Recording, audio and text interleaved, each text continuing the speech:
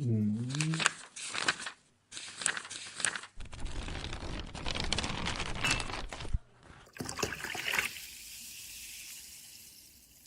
Hello, fermented folks.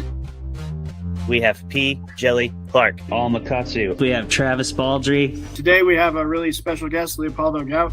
Are you reeling it in and defending clowns? I am. Earth doesn't even exist in Battlestar Galactica. This show me heartburn. I was like, I loves it, I hate it. It's called All Fluff. Oh! If you didn't know how I actually feel about The Mandalorian, Don't worry, this is it right here.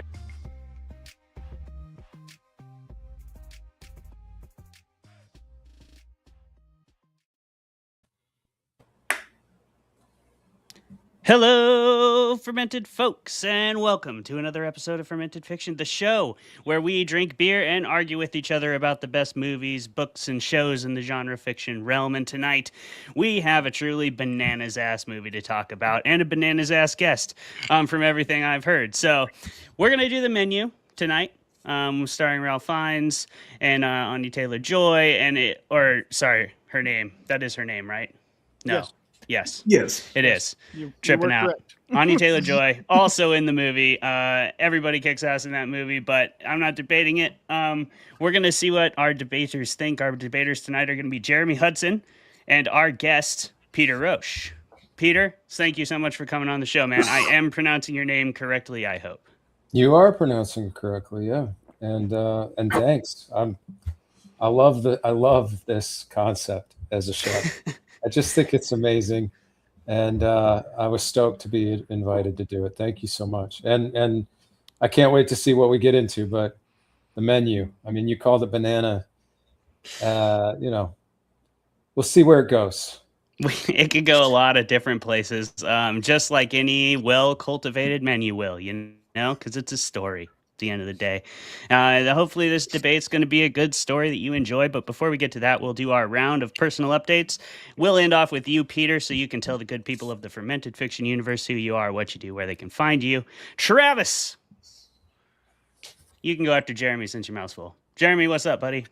Oh, hey. So, I have, less of an update, but more of like a question. Okay. Regular listeners who are just following along, they'll know that I have my broken ankle still. Right. And so once again, because this isn't my first time breaking an ankle and Not your first rodeo, one would say. not my first rodeo. So once again, I find myself in the position of trying to figure out how to politely tell somebody, thank you, but this was a lot easier before you started helping me. Because most of the help I get offered, it's very thoughtful, and it's not. You could just leave me to my own devices, please and thank you. Is everybody walking up to you like you're on the beach at Normandy, like trying to throw a shoulder underneath and People are, help you hobble around, or what's going on sprinting around here? me to open doors. They're trying to like there's a lady that at church that took my crutch and ran it away from me so I could sit down, and I'm like, okay, well, I'm just stranded here until somebody brings that back. Okay. Thanks. You gotta hope someone else is just as helpful, or that everyone else is substantially less helpful. Yeah. Okay. So, if anybody can help me figure out a way to just say that, but polite, That's a tough one. we're going to be on to something. That's Chime off in the comments. Please do. Best We're trying to comment. change lives out here. Yeah. Best comment goes on a t-shirt. For real. Let's Hell yeah, do man. it. Like, how do you say that to somebody? Stop fucking helping me. Go. I know that you are coming from a good place, and this negative emotion of mine also coming from a place of gratitude. I see what you're doing. I need you to stop trying to do it. I don't know how you tell him, Jeremy. I really don't. It's hard. It's a struggle. Peter, But you got any advice on You how got to tell anything someone on really that? politely to fuck off? You write stuff. I don't have to tell it. I've been told that my face just says it. I think, Does it? Hmm. Okay. no one going to try to help me. They're gonna walk away.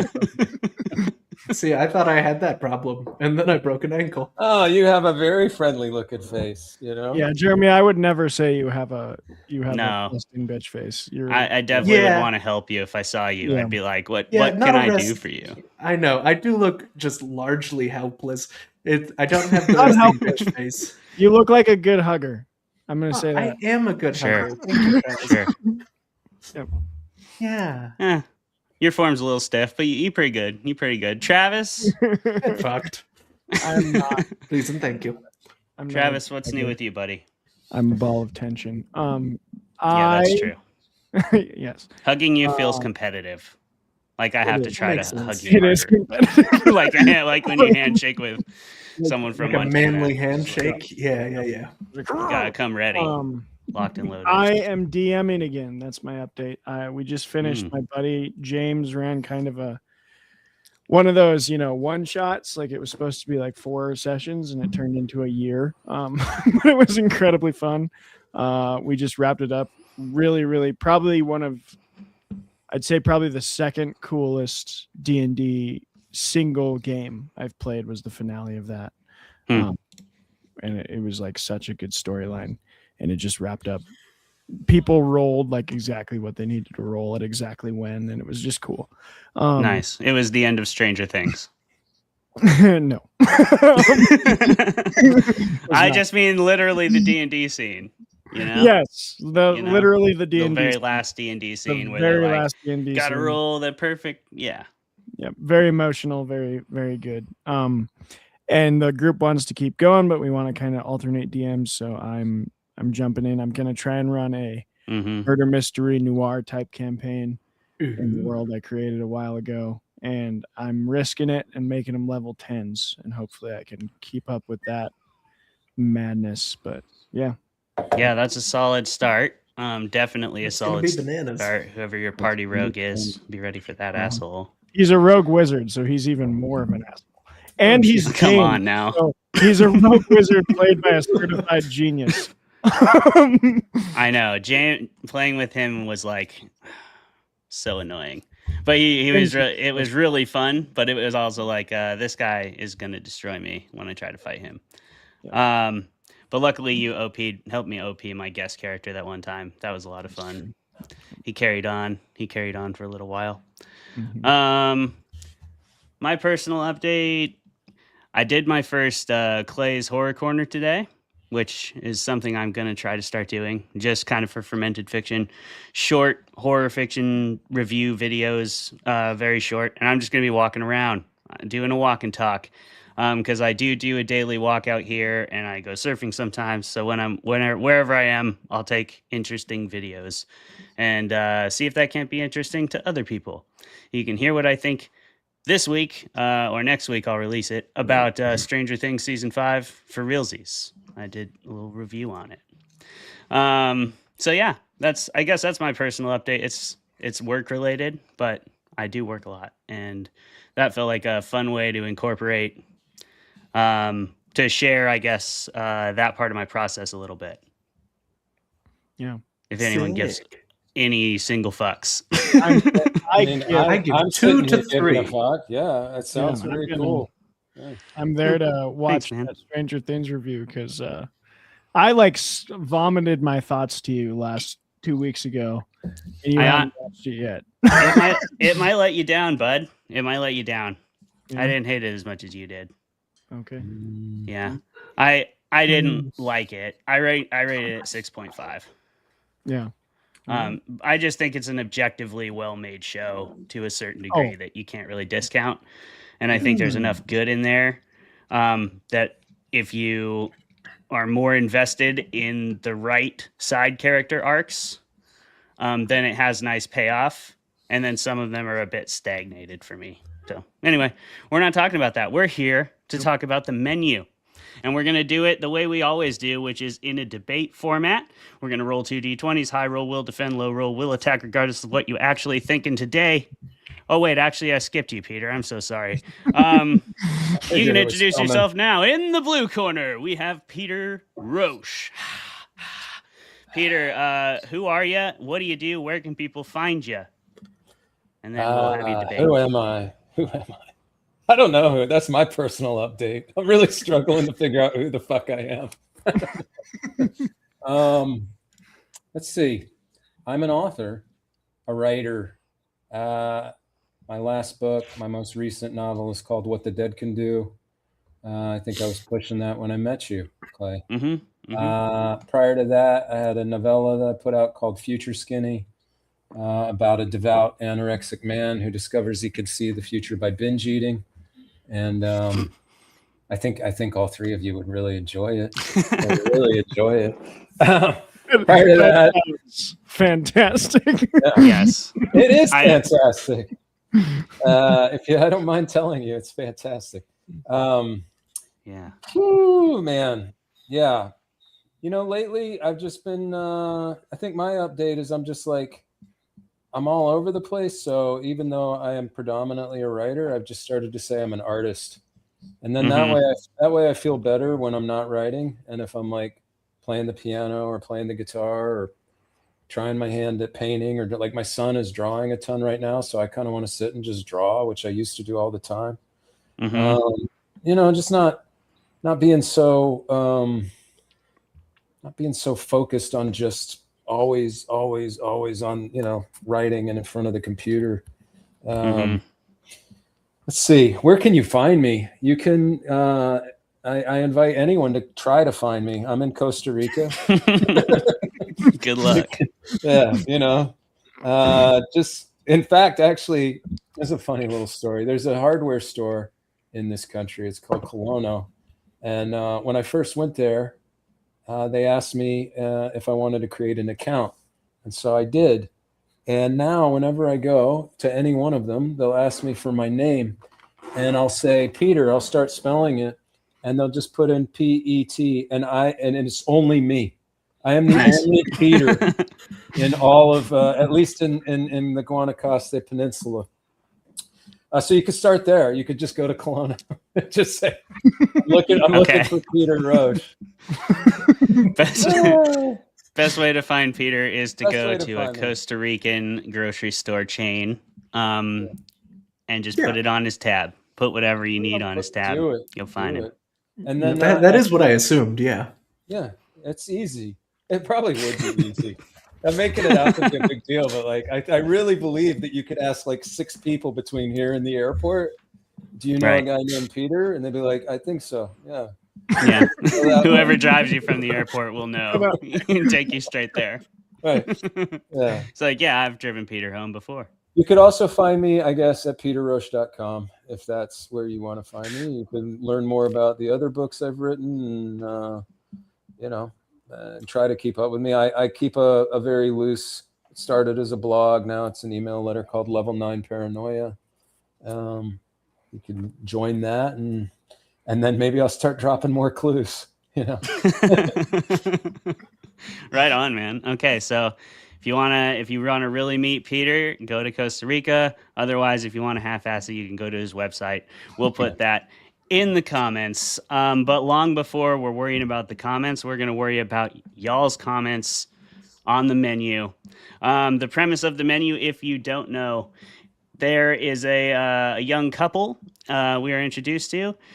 One is very clearly a food nut, as he's one of the first things he does is yell at his girlfriend to stop smoking because she'll ruin her palate. And she's like, okay, chill. And then they get on a boat and they go to a luxury kitchen. So this is not even 5 stars Michelin. This is past that. Wherever Gordon Ramsay would cook on a daily basis, this is essentially where we're at.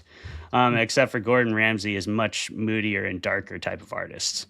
More isolationist than Gordon. He's not trying to greenlight another project right now. He's got a whole different idea of how to best serve his client base. And the movie's about him getting to that point. So we also spoil everything on this show. So if you haven't seen the menu, you should go watch it. Come back. Or if you don't care, keep watching. We like you either way, just the same. All right. Are you guys ready to roll dice? Oh, yes. I can roll for you, Peter. Great. I got it. Clay. You got it, Trev? Okay. Yep. All righty. Not bad. What'd you get, Jeremy? I got a 9. It's a piping hot 9. So Peter, piping hot. I got you an 11. So All right. That is a respectable victory. That's Yeah, some that's- Tyler's bullshit right there. Is what that 11 is like a good, that's like a mid. If you have a good like feat, you're like, I'm sitting pretty with an 11 plus 6. That's a 17. That's solid. Yeah. Sure. Yeah, absolutely. And Peter definitely has some solid saving throws there. So that worked in his favor. So Peter, you're gonna go first because you're arguing for it. Travis, can you grab a timer? Yep, I got the 10-minute timer. Give me Okay. a second here. So you can lead him into the fight. I I actually will go thought about away. the box office this time, and I forgot the 10-minute timer. I always forget something. Okay, here we go. All right, Peter. All right, Jeremy. Whenever you're ready, give me the signal. Thumbs up. All right, Peter's starting us off with the menu, and Jeremy, you are against. Remember, you're sharing that 10-minute timer. Do not filibuster unless I guess you want to try, but you're free to interrupt if someone tries that. So in 3, 2, 1, begin. All right. First and foremost, I'm going to say you might go see this movie as I did and walk out thinking it's okay. It's okay. It's one of those. Now, I did not walk out thinking it's okay. This is a movie, if you watch it again, then you start to really understand what it's saying and why it is probably, in my opinion, one of the most relevant messages in the last 5 to 7 years. Because at its core, this film is about artists versus consumers and just how effed up that relationship has become, right? You got a guy who has spent his whole life trying to give everybody what they want, doing it well, pure dedication, pure love, so much so that he, of course, loses sight of it. And who is he serving? People who don't care, people who think they could do it better, people who want to do it like him but never could, people who will run their yaps, people who forget. And of course, what are these people as well? Super wealthy, super rich, the only people who could make it out to this island and afford this. Here we are sitting in a time when artists of all kinds are dealing with this massive onslaught of social media, being tagged when they're being completely obliterated by people who maybe have never written a song, never written a book. At the same time, we're watching the rich continue to be the rich. I don't want to make this too much about the rich, but I mean, the movie has a strong element of that. Then on top of everything else, and I'll leave it at this and then turn it over to you, I love a slow burn. I just love a thing that sits there and you tense and tense and tense. This all takes place, for the most part, it's not a single location film, which I'm also a huge fan of, but it's almost all right there in the restaurant. And to say that they didn't pull something magical off, well, frankly, Jeremy, would just be ignorant. Ignorant, you say? Well, let's begin, shall we? Let's just dive right in. Let's talk about the rich and this sort of missed opportunity. Because yeah, you have largely the ultra wealthy coming in to this restaurant, being all entitled and whatever. You miss a golden opportunity to eat the rich, which I think is something we can all get behind. They didn't. Kind of a letdown. Also, there is a moment that I do want to call out specifically as being like pretty, as like a very unrealistic thing that happens, because I have worked a lot in kitchens, cooking and the like, and there's a moment where Jeremy, rest in peace, admits to the chef and everybody in the room that he's never going to be as good as the chef, and he's not going to be great, and then the rest happens, and that's whatever. See, the thing about that is there is no cook anywhere who does not believe that they're the best thing ever, that they're not going to be the greatest cook who's ever lived, and would kill someone to like make that happen. You know, that's just the truth. Cooks are psychopaths. I think the movie lands that in a pretty convincing way because they are. We are. Hi, everybody. We are.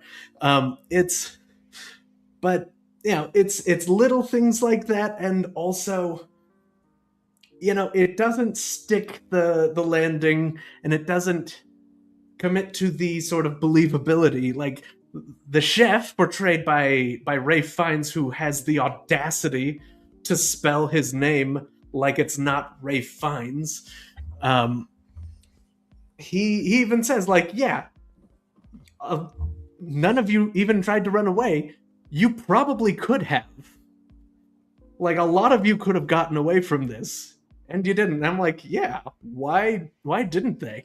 And like when Margot at the end is like, hey, can I actually get this to go? And then he lets her leave. Not even one other person tries that same shit.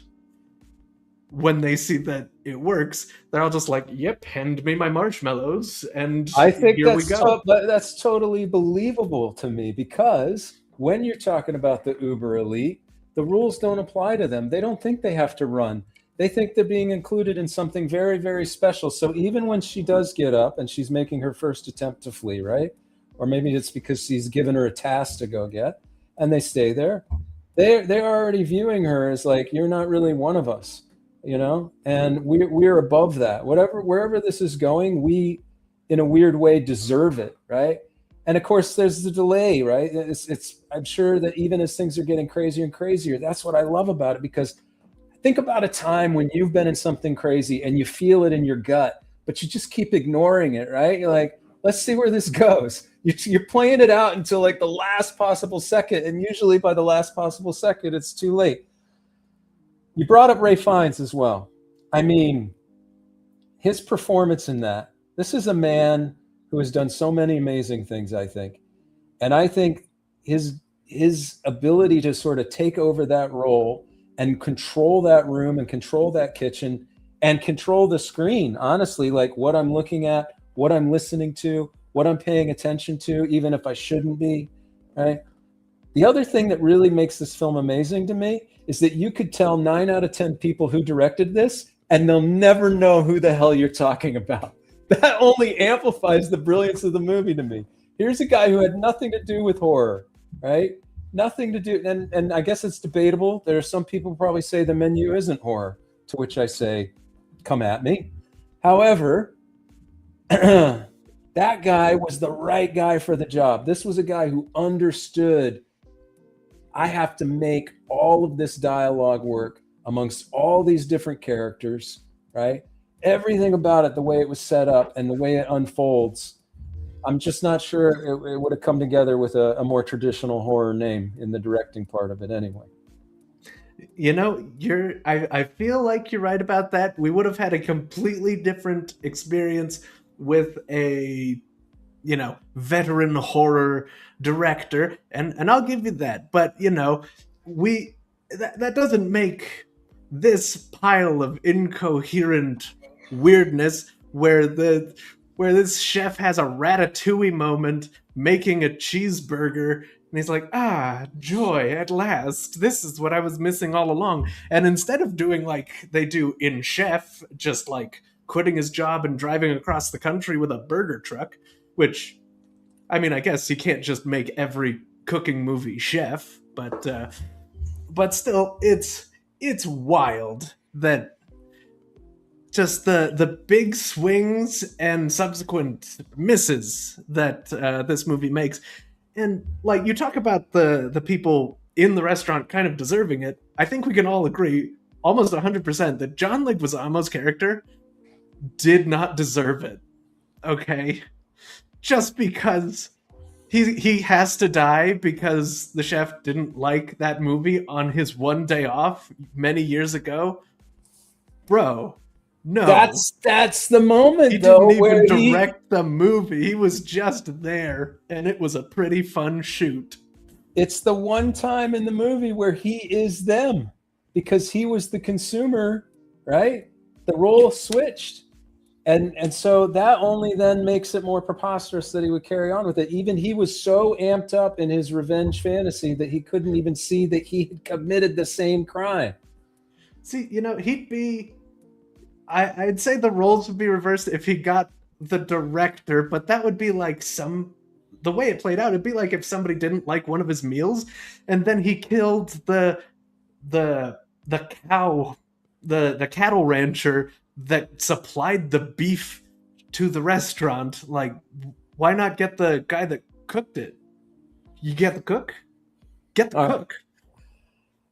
You're not going to sway me. You're not going to sway me, Jeremy. You said that there was a lot of missed opportunities, and best I could count, you've only presented one, which was Eat the Rich. Look, what was the other? Yes, Eat the Rich, obviously, right. But now also, you said they didn't stick the landing.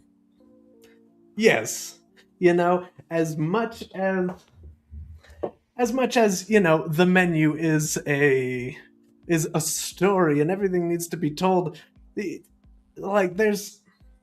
There's a lot of little inconsistencies that just build up to the aha moment of and now we're making s'mores, but with people. But there's they have this whole course earlier on, the breadless bread course, and nobody gets any bread. Great, that's fine. They make a big deal out of it. Shut up, Jeremy. Shut it. Zippy trap. We're done. We're done. Very well. Done. All right. That was a great Zip. Great points made. We're going to see what people actually think in just a bit here. But before we do that, we always like to give a little bit of trivia about the movie, as well as whether or not it was a success. But before we do that, we're going to talk about drinks first. And Clay, you're showing me what segment we're on. So why don't you show us what that drinky drink there is? Yeah, I just got an Icicle Fortress. I love the color scheme of that beer can. Yeah, Icicle always has great art. And they're from Leavenworth. So shout out to Leavenworth. Was hit pretty hard by the flood. Hopefully they continue to recover well. But yeah, I really like all their beer. I couldn't find anything topical to this movie in my local store. So I just grabbed a beer I knew I could trust. Nice. So yeah, it's tasty. Jeremy, did you bring something hey. pretentious? I mean, a little bit.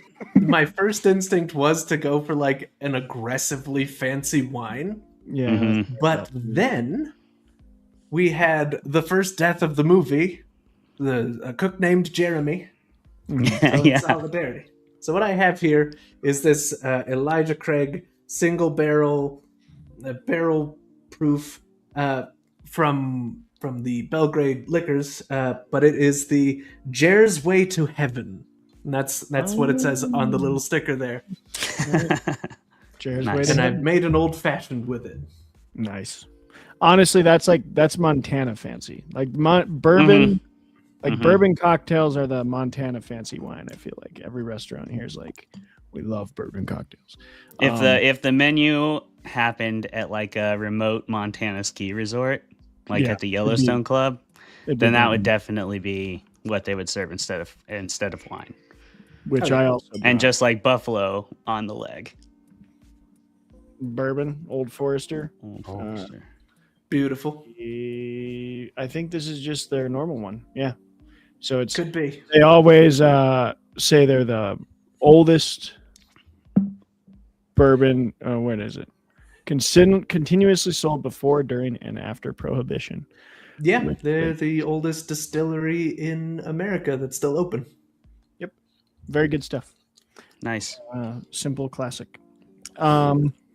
Peter, did you bring anything to drink to the show today? I am drinking a Coke Zero, fellas, but Nice. I am having Velo with it. So, Nice. There you go. The Zen pouches. That'll get you right. That will get you it right. does. Oh boy, doesn't it? I've gotten to the point where I'm practically just dropping them in the drink and letting them. Hey, that makes whatever works for you. Makes me think of, there's a guy on YouTube that when I was in college, he would his whole shtick was I'll drink anything you send me. and somebody sent him like 3 cans of Zins that had been soaking in a gallon of milk, and he drank Zin milk and instant throw up. When I watched that video, it was bad. Yeah, that's gross. But our viewers, it's just a bad segue or a bad time for me to tell you a quick story about having met the devil. there's never a bad I time. mean, that sounds like the perfect time to tell us. Let me tell you, fellas. One time I was up in at a bar. It's called the Raccoon Lodge, and not a very honestly even good bar on the Upper West Side in Manhattan. And we just to go up there and shoot pool. And I met a guy, and what he had done, he was carrying around a little dip, right? And he had taken a Vicodin and crushed the Vicodin into the dip, and then like mixed it around, right? Oh. Then he buried it. I can't remember where he was from, probably somewhere upstate. Buried it in the snow for 3 months and just let it freeze and thaw and freeze and thaw. Then he took it out. Then he poured, I can't remember which vodka it was. It was something high vodka into it, stirred it up again, put it in, then stuck it in his freezer for 30 days or something like that. So he's like, you want a little pinch of this. I saw some really incredible things that evening, gentlemen. Oh man!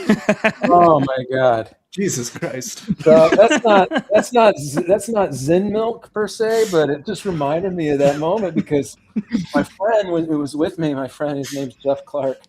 He had taken a little pinch of it as well, and I didn't see him for like 2 weeks. I mean, I don't even really remember how the night ended.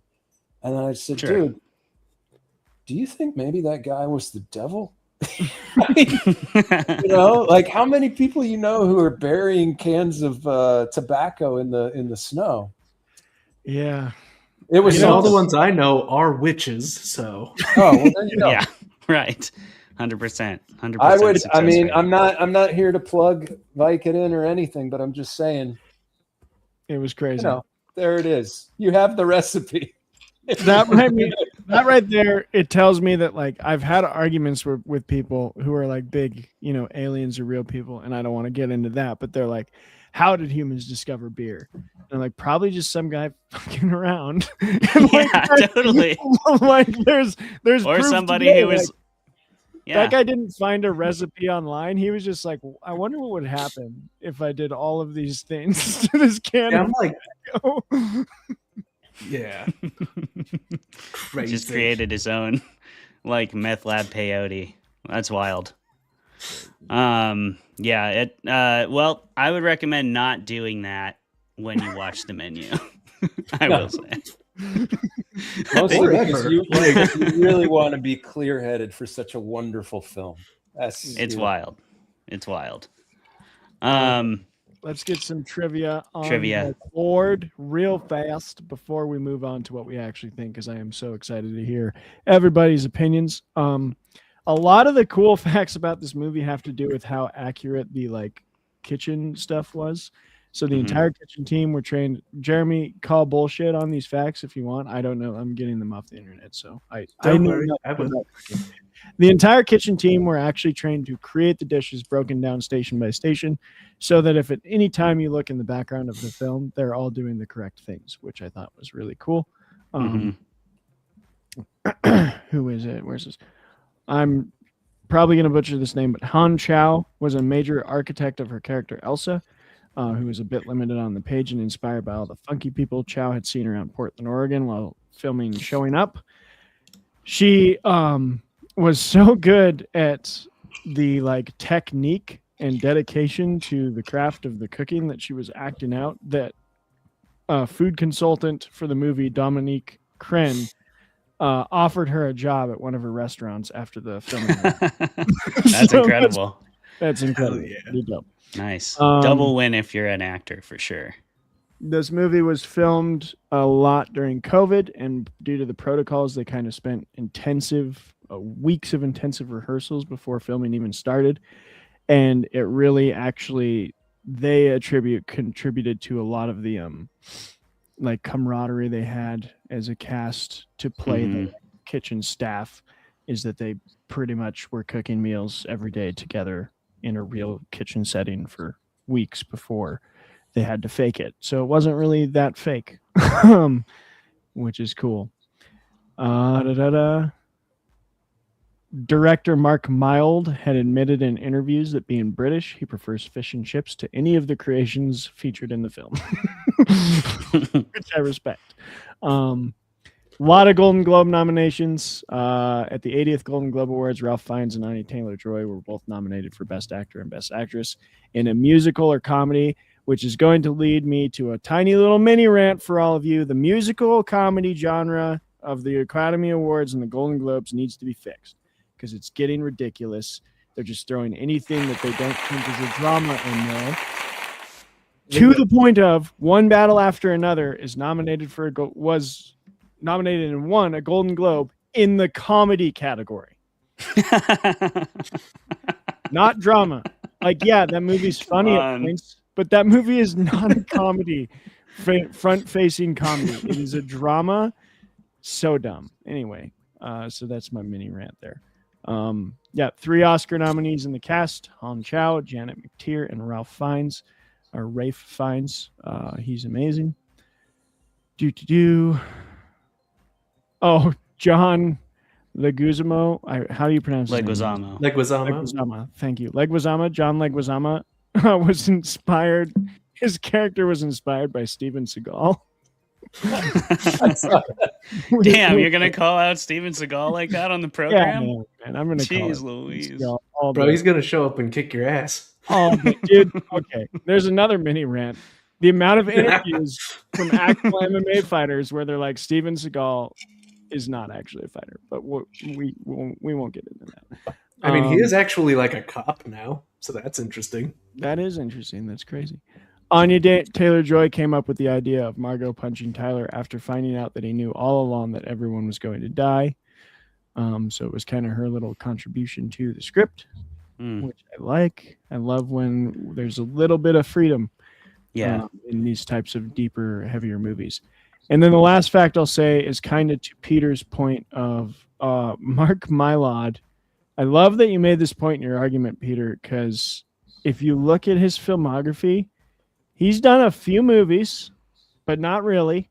He did What's Your Number in 2011, which was like a rom-com with Katherine Hagel, I think. He did a movie called The Big White that I've never heard of. Ali G into House, which was in 2002. But besides that, the man's entire career is TV.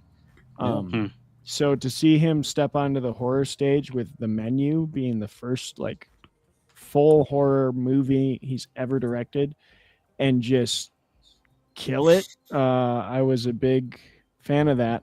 I will say I'm not overly surprised because his directorial credits for TV are all like really, really well-reviewed shows, except for a couple. Like he did the one episode of the Minority Report remake, which was awful. But everything else, like the last... Gotta give it a try, though, right? You do. You know? You get that. Gotta give it a try. Last of Us, one episode. Succession, he did 16 episodes of that show. He did 12 episodes of Shameless, both the British and the American.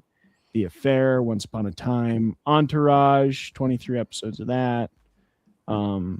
And he's slated to do an episode or two of the Harry Potter HBO series. So we'll see how that turns out. But yeah, I was quite impressed that this was his first foray into horror movies, and it got nominated for several Golden Globes and several Oscars. Like, that's very impressive.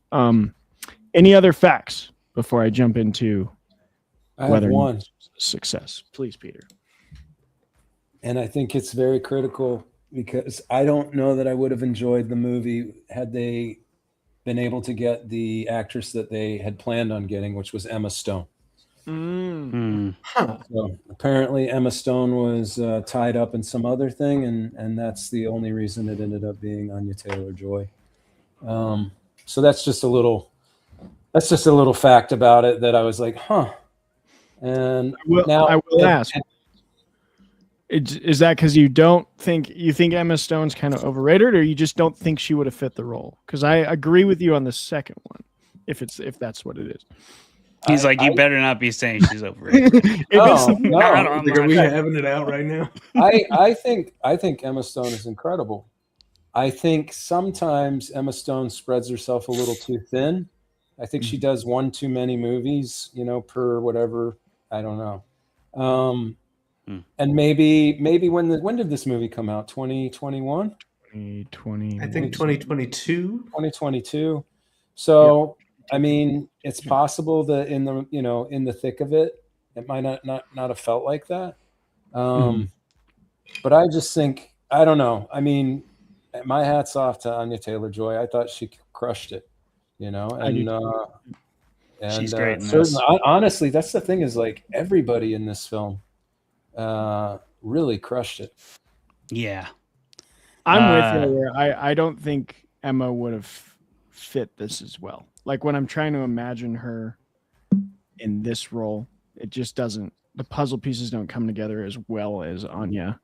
And I think Anya has like some kind of, I call it like ethereal, like in the Northman. She has that like vibe that's like you're both kind of like otherworldly and grounded. She's just got a magnetism that I think really fit this movie's overall tone better than anything I think Emma could have brought. Emma's fantastic. I mean, she just kind of brought that in Begonia. Yeah. But like, yeah, I'm with you. I don't know if that would have been as good of a fit. Sorry, Yeah. Clay. No, I just agree. The performances are awesome, but I'm sure we'll talk about them. Because my wife and I were both talking about Fiennes' performance. That scene in the office is one of my favorite scenes in the whole movie. There is like so much emotion in him when he's like delivering those lines, and he still delivers everything flatly, but you can like literally feel it all. It's crazy. And there's several scenes like that are that powerful. The guy who played Tyler, Nicholas Hoult, also acted his absolute balls off in this movie. Yeah. I mean, he had such crazy emotional scenes. One comedic kind of. It was a really good movie in terms of performances, but we'll get into what we actually think after. Yeah. We have a little bit already, but that's good. We're almost there, people. The menu, this one's fun for me because initially not a success in America. It had a $1 million budget. It only made $38 million domestically, so technically not a success. It was like 1 point whatever. But internationally, and this is why this is fun to me because it usually doesn't happen this way.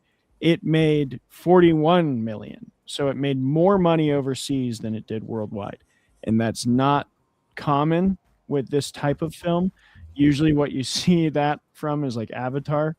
The Avatar movies do incredible in China, especially in Asia for some reason. I don't know why. But they like knock it out of the park. But yeah, this movie did fantastic internationally. So it ended with a worldwide box office of 79.6 million, which made it a box office success, which was good. That is what I got for trivia. So we would love to hear first from Jeremy. You were on the attack. Did you lie? Did you lie your lion face off, or you actually like the menu? Now, hey, you mistake me for some sort of scoundrel, and I think as a review of this film, I will just read the notes that I took while watching it. So first, Nicholas Hoult is immediately insufferable. Great actor. Yep. Happy to see a portrayal of food service workers as psychopaths. Great realism there. I feel like it needs to be said that scientifically there is no such thing as vegetables. That's just made up. Yeah. This is note number 4. I would kill a man to tell customers no at dinner. Now, this was obviously before they killed a man, but then I don't want to be a prick, but Nicholas Hoult doesn't know the right way to smell his wine. His nose is way too far away. He's not getting it. He's not getting anything good there. Yep. Number 6, and this is, I was so close to getting this out during the debate. The chef said he wouldn't serve bread, and then he serves tortillas. with the very next course. So that's something. I don't know. Number 7, is this movie actually incredible? Do they kill a guy at every dinner service? Later we find out, no. This one is special. Then this one, is the chef suggesting that all service industry workers can identify sex workers on site? Because I feel he was saying that, right? I'm pretty sure he was. Let's see. My next note I have written down here, just Tyler's bullshit. Just fantastic. Chef's kiss for sure. Yes, just beautiful. We love it. My next note is the best food is not made with love, but with an unhinged madness and spite. And that's just science right there. It's food science. Let's see. I already said the ratatouille moment with the cheeseburger. That's good. Number 12. I think we should all be so lucky as to die covered in chocolate and marshmallows. Right? And yeah. And finally, and this is the clincher, this movie is absolutely deranged and it rules. So there you go. There's my answer. This movie rips, dude. It totally rips. I love that. Peter, what did you think? Did you lie, or are you actually a big fan of the menu? I did not lie. I'm a huge fan of the film, and I keep going back to it and watching it because I just think it's that good. And I think every time that you watch it, you get a little bit more from it. You know, I'm sure there's probably a breaking point in that. It's probably a tipping point, but there's a lot tucked into it, and it moves not particularly fast, but I mean, it's moving at a clip where, especially if you're, going to bounce around and look at your phone or whatever, you're probably going to miss some pretty key details. But I'll admit that there was some things that I went back to in preparation for this and looked at other people's kind of deconstruction of it.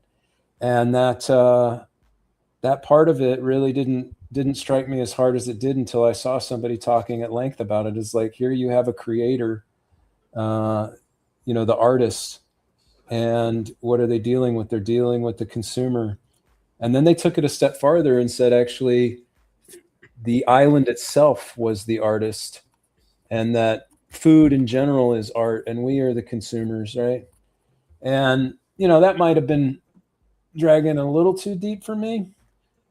But in general, I'm just such a fan of I already said in the debate, I love it when something is close quarters and, minimal sets. And then just the challenge of like, can you keep somebody's, I don't remember the runtime of this movie, but I don't think it's particularly long. What was it, like 100 minutes maybe?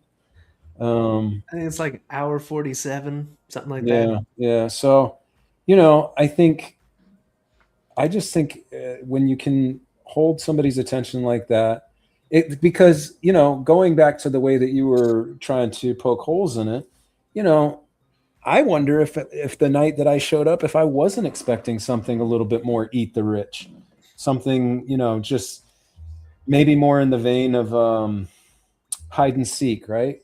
Where it's just going to be like all these like extraordinary kills, people being chased, going all the way back to like, I can't remember, what was that movie where they would take homeless people into the woods and chase them down and hunt them.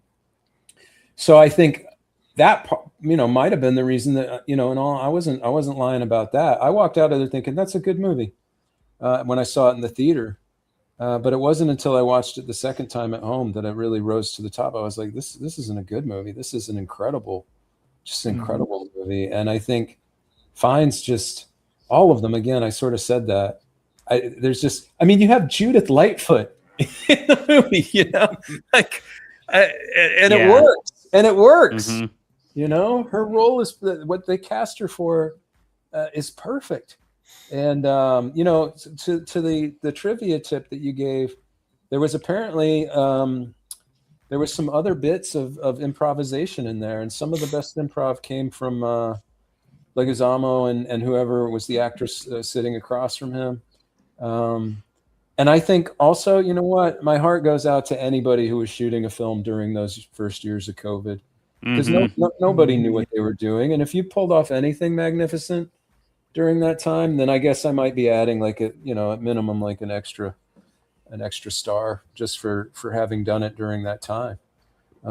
Seriously, it's on a list of movies. Like, I don't have a ton of people coming to me.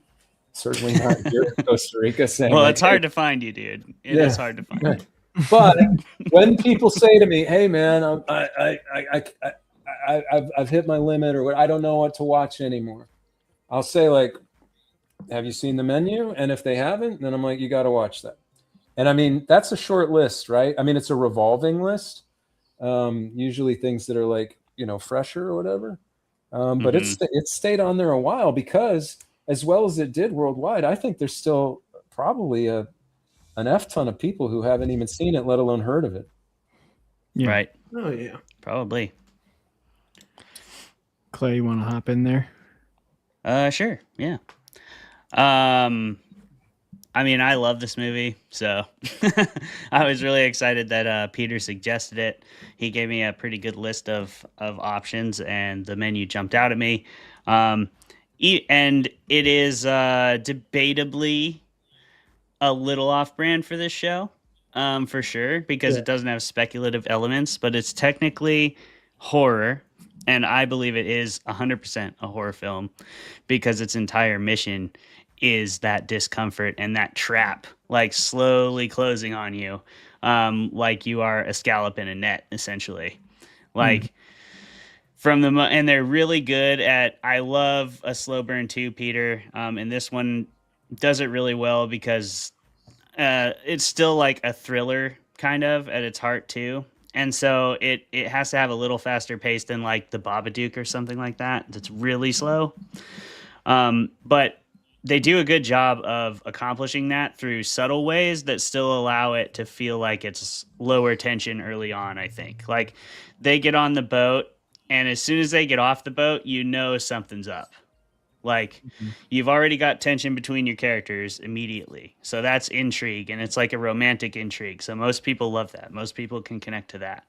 And so you have that to go on, and then you have the sinister sort of background world clues. Like, she's like very clearly not happy with Anya's character showing up, Margot. And from that moment on, you see it brought up again and again, multiple times. She's very clearly not supposed to be there. But you still don't have any idea how sinister it's going to evolve. And I love the whole arc of the chef character. I mean, I feel like Ralph's Ray finds, however you pronounce his name, finds whole direction was like, you are playing a man who is going to get revenge on everybody he despises, and a man who plans to die today. You know, like, and he had that energy, and at first you think it's like the intensity of his profession, and you realize it is so much deeper than that. And you realize that like through the character interactions with him and Margot, because he genuinely, like, he's got enough. It makes him a really interesting kind of villain character. I mean, you could honestly see him as almost a hero in a way, depending on how you look at it. But it makes him interesting in that regard because it gives us just enough to kind of empathize with him. And I think they do that well with all the characters that they want to do that with. Like, you get that from Leguizamo's character a bit, and his companion, you get it a little, like, she's just getting killed because she's rich, literally. And she's just like, we don't get a lot about who she is as a person, but she doesn't seem like she deserves it nearly as much as some of the other people in the room. Yeah. I also gotta say, the fact that the mother's single line is that one line where she's just like, He's a handsome boy from the corner of the room. That's literally Yeah, her so only good. line, and it's so hilarious. Right before poor Jeremy blows his brains all over like the tarp in front of the kitchen. So yeah, it's a wild movie. It's a fun ride. I think it accomplishes the slow burn while having plenty of like character centric and like tension based intrigue, because it's paced really, really well. The dialogue is very solid. The character dynamics are believable, but also outrageous to like go along with where the movie ends up landing, which is right in the middle of Crazy Town. So that's what I have to say about it. All right. I will kind of echo everybody's thoughts. I love this movie. And we're playing with the solo layout there. I love this movie. I can't really add too much more than everyone's already said. I love, Peter, that you brought up your rebuttal to one of Jeremy's comments against it. I 100% agree with that. Like, is it Leguzma? I'm so bad with names. Leguizamo. John Leguizamo. Thank you. Leguzma. I'm terrible. Leguizamo. Leguizamo. John Leguizamo's character. Love him as an actor, by the way. I think it is the best comment. It makes Rafe Fiennes a villain, because until that moment, you're like, yeah, I mean, he shouldn't be going about it this way, but like these people suck. But then it gets to like, yeah, you upset me with a bad movie. It's like that guy. I don't know if that guy deserves to die. No, that one was the most bananas, but I thought that was very bananas and very cool. Because it does cool in the sense of the writing. It turns you towards like, oh, he's just as bad as a lot of these people being that petty. Yeah, that was a good point, Peter. Yeah, I will say, I think to be an awards season nerd a little bit, this movie landed in a really good year, and that's unfortunate for it. It came out at the same time as All Quiet on the Western Front, Everything Everywhere All at Once, The Banshees of Inisherin, Tar, Triangle of Sadness, The Fabelmans. Rough year to be contending for an award. How did this movie not win Best Comedy? I would. Some bullshit, dude. This is some bullshit. I would have snuck it in there though, because I do think this movie is way better than Baz Luhrmann's Elvis, and that got in there. And I would have taken Elvis out and put the menu right in, because it was fantastic. We'll talk more about it in the question section, but that's generally agree. I think it's fantastic. Rafe Fiennes is amazing. Another kind of nerdy moment. People, I think, are forgetting about Rafe Fiennes because it was so iconic. Okay, when I say people, I mean younger age people, younger even than me. Generations are like, oh yeah, Voldemort. And I'm like, this man's his sixth movie ever was Schindler's List. Like, Rafe Fiennes is one of the greatest actors of all time, bar none. He's incredible, insanely good at what he does. So anytime I see him on a movie poster, I'm like, all right, I'll watch that. Yeah, that is. There is like a short list of actors and actresses where you see them and that kind of sells you on the movie, because you also kind of trust they do projects that are at their level most of the time. Yep. I mean, one of my favorite things is when I see an actor I really like in an indie movie. I'm like, all right, I want to see like what was interesting enough about this indie movie that like, Brad Pitt did it, Jesse James, like that's exactly what drew me to it. They'll take change to be in something because they know it's like a labor of love. Right, exactly. They got to like the script. They got to like they got to like what the director's about. Something like that is happening. So that's always interesting. But yeah, generally pick what you watch by directors and writers, right? But there are some of those actors that kind of push it over for me. Do you have any of those, Peter? Any favorite actors that kind of make you want to watch a movie all by themselves? Well, and we'll go to break. I'll tell you, just to keep it on the menu, though he did blow the wine sniffing. Nicholas Holt. I mean, Nicholas Holt, that's perfect for his character, though. Honestly, but he as an actor is fast becoming somebody who I've just been very impressed with, and he seems, at least so far, to be very discerning about what roles he'll take. Yeah. I don't know. I mean, there definitely are some. Right now, though, I got to tell you, I'll take us out to break on this. I recently decided that if you can watch a Tom Cruise movie on an airplane, that you should, because I think it protects you from an air crash. I'll just leave it at that.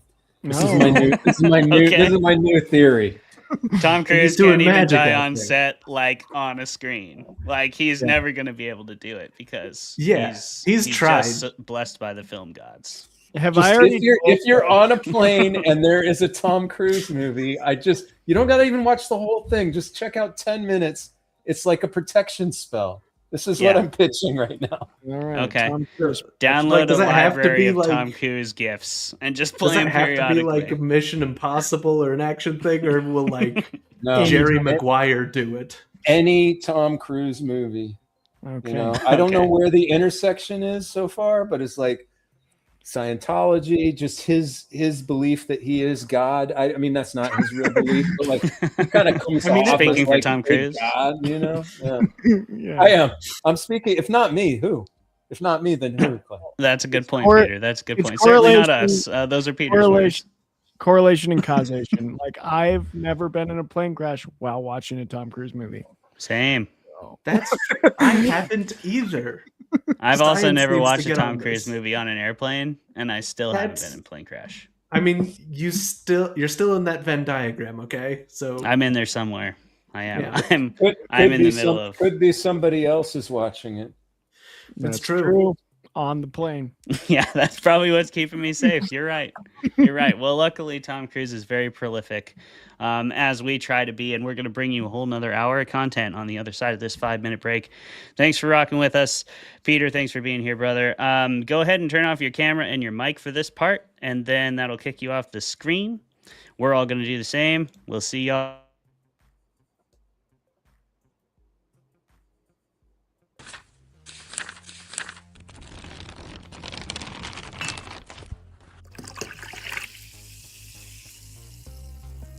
Hello, fermented folks. Welcome to another episode of Fermented Fiction, the first of our new season, and I believe it's season 4. The show where we drink beer and argue with each other and bring on really awesome creative guests. If you'll permit me to go a little bit outside the box. Once upon a time, apparently, people used to sniff mummy remains, powdered mummy remains like cocaine. So I think 3 lines of powdered mummy remains, if you can get to that as well.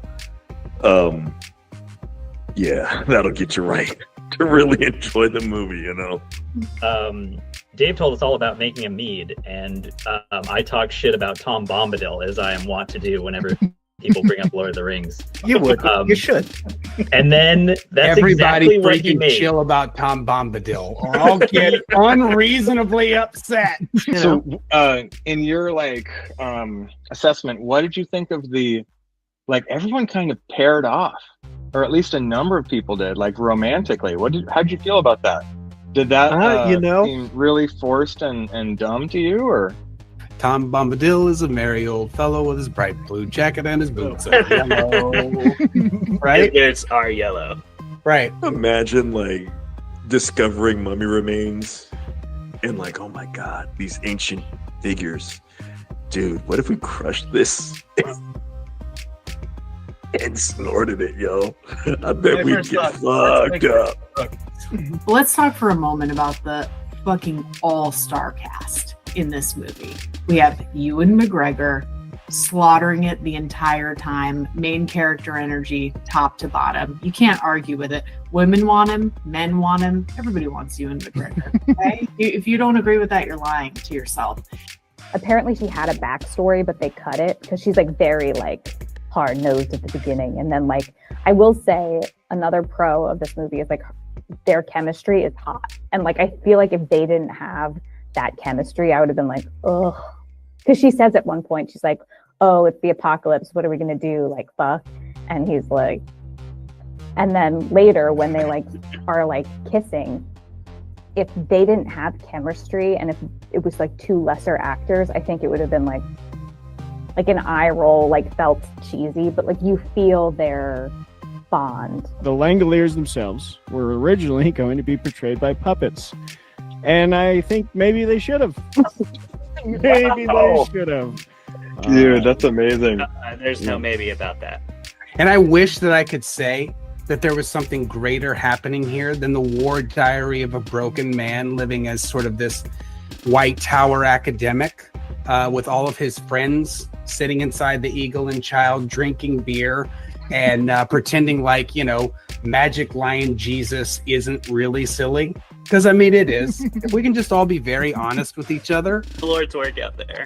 Good job. I like to think that I am. Most people aren't big enough, but I am. I'm willing to step up. You know? Yeah. Dedicate You're that time. settle You're willing twice. willing to dedicate that time. The time, the money, all of it. That was so painful. It's one of those painful things. Oh, that I've was done in my so life. good. That was so good. We've never been so savagely attacked by any author on their show. It's incredible.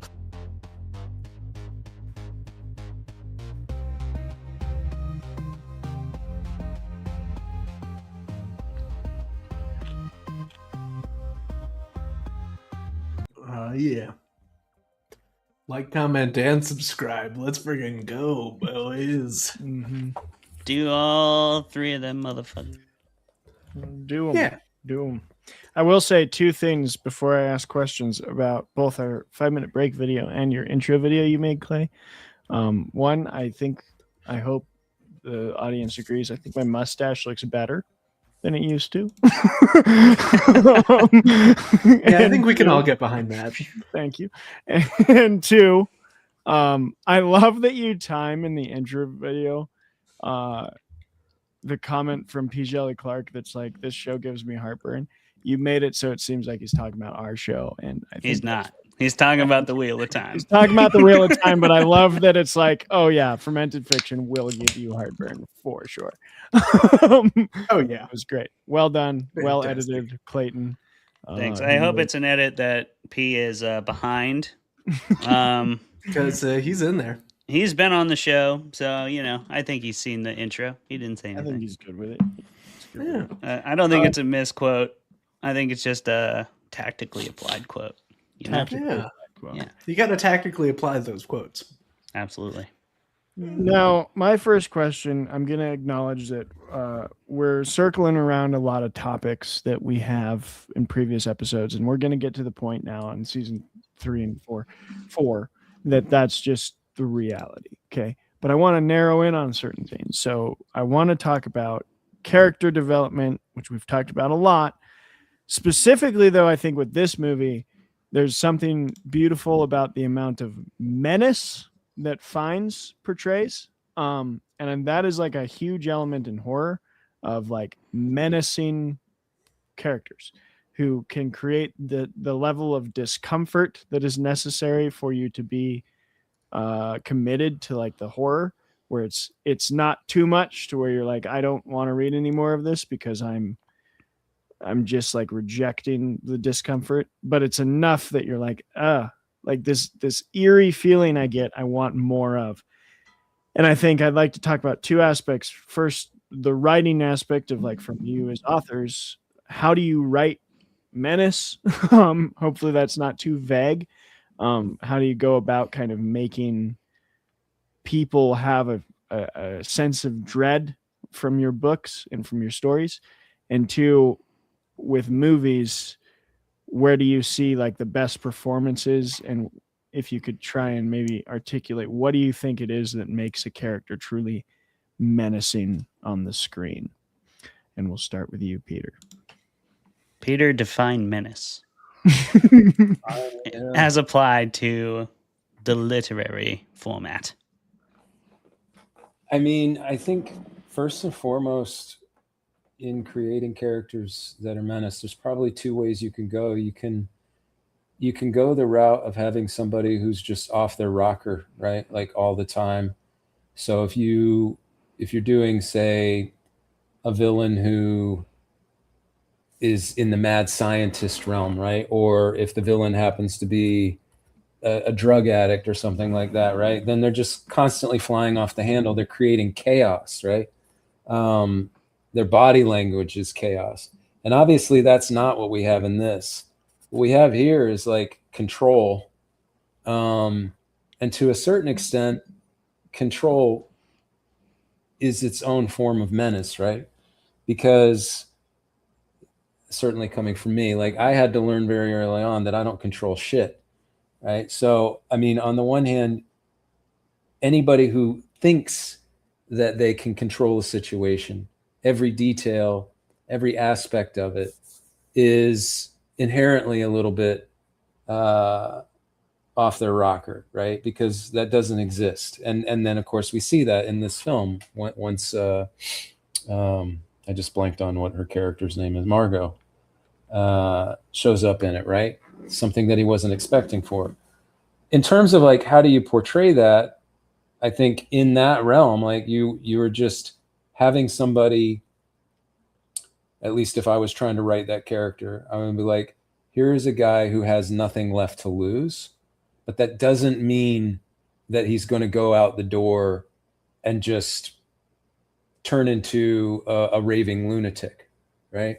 So walking that line of like saying things that are inherently truthful, that resonate with somebody, they're addressing the things that everybody is feeling, or saying the things that people wish that they could say. And I think as long as you're evaluating that against that at least in his case, he knows that there's an end to that evening for even him, right? So when you have nothing left to lose, how does that come to life in what you're saying? How does that come to life, I guess, when I'm writing on a page? I think it kind of sometimes goes hand in hand with feeling like control, because you're just very matter of fact. You're not trying to camouflage, the evil that you're doing. As long as it takes to get to the part where we realize what he's going to do for that evening, he's not really hiding it. I mean, he's turned it into kind of a game. So I guess there's a little bit of a villain kind of thing there too, right? Like there's a bit of menace in creating the game and hoping that the people that you've deemed are below you or are not operating on the same mental level as you.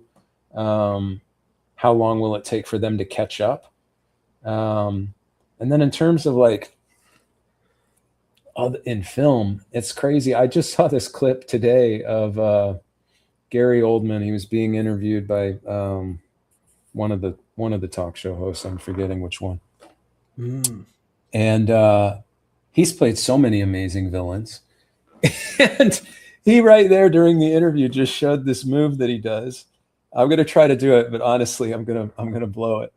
He's like, if you want to look menacing on film, you look up with your head and then your eyes. See, I didn't do it very well. You should splice in Gary Oldman doing that, because holy crap. I think I saw that it was Stephen Colbert that was interviewing him. Yeah, right. And I mean, Gary Oldman nails it. How many times does he practice that? I have no idea. But like, as soon as he said that, I was like, crap, yeah, that works. Right. Like, I mean, in that interview, he's not looking like a villain. In fact, if anything, he's looking like a man who's, getting old. But in that moment, when he showed Colbert that move, I was like, that's incredible. Right. I mean, and in that office scene that you were talking about, again, you have a guy, he's talking, he's not losing his shit, but it's all in the face and in the eyes. And that is one of the things that makes him, and everybody in the movie, like, in fact, one of the other things that was interesting when I was looking into it is like Anya Taylor-Joy, she doesn't actually say that much in this movie. She has like, I think maybe it might not be the least number of lines for the entire cast, but for the major players. And yet, you're not feeling everything that she's going through. You're not getting what she's feeling without her saying it.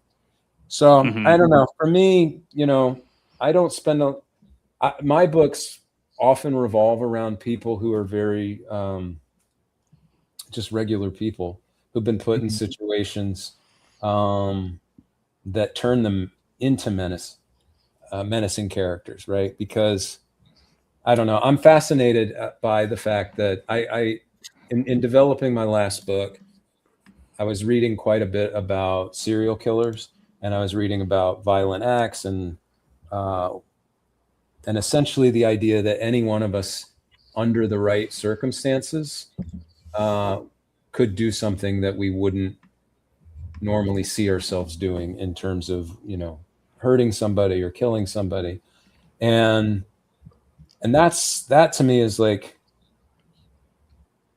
just kind of, again, I know that he is a chef and he's very famous and he's dealing with all these rich people, which makes him a little bit more than a regular Joe, but it's just another component of it for me, where it's like watching somebody who, for all intents and purposes, is actually just like a human being working his job, serving, making money, living a life that he dreamed of, and still snapping and doing it in a way that initially feels kind of quiet and methodical, and just having that control until he doesn't. And then even then, I guess you could argue that he keeps the control, because obviously he still ends up killing everybody he meant to, including himself. So yeah, I think you've got it. Like, the difference between like being, because I think of menace as like a subgenre of being like scary, because any yuts can be scary. Not that it matters, and we can interpret it however we want, but the definition of menace is a person or thing that is likely to cause harm, threat, or danger. So, well, exactly. And I think it's the thing that, like, being menacing as a vibe is that it's like on purpose. Like, it's similar to like when you share bad news with somebody, or like something that's just a really unfortunate part of your backstory. So you try to tell it calmly, and that's like the thing that makes it scarier, is that you're being calm about this horrible thing that happened. It's like, because there are a lot of villains that are like crazy and over the top, and they are definitely dangerous and scary, but like the difference with being menacing is that they're not being crazy. It's not like Ray Fiennes in this doesn't do a crime of passion. He's doing this very deliberately and methodically, and he's not doing this because somebody thwarted his plans. This is the plan.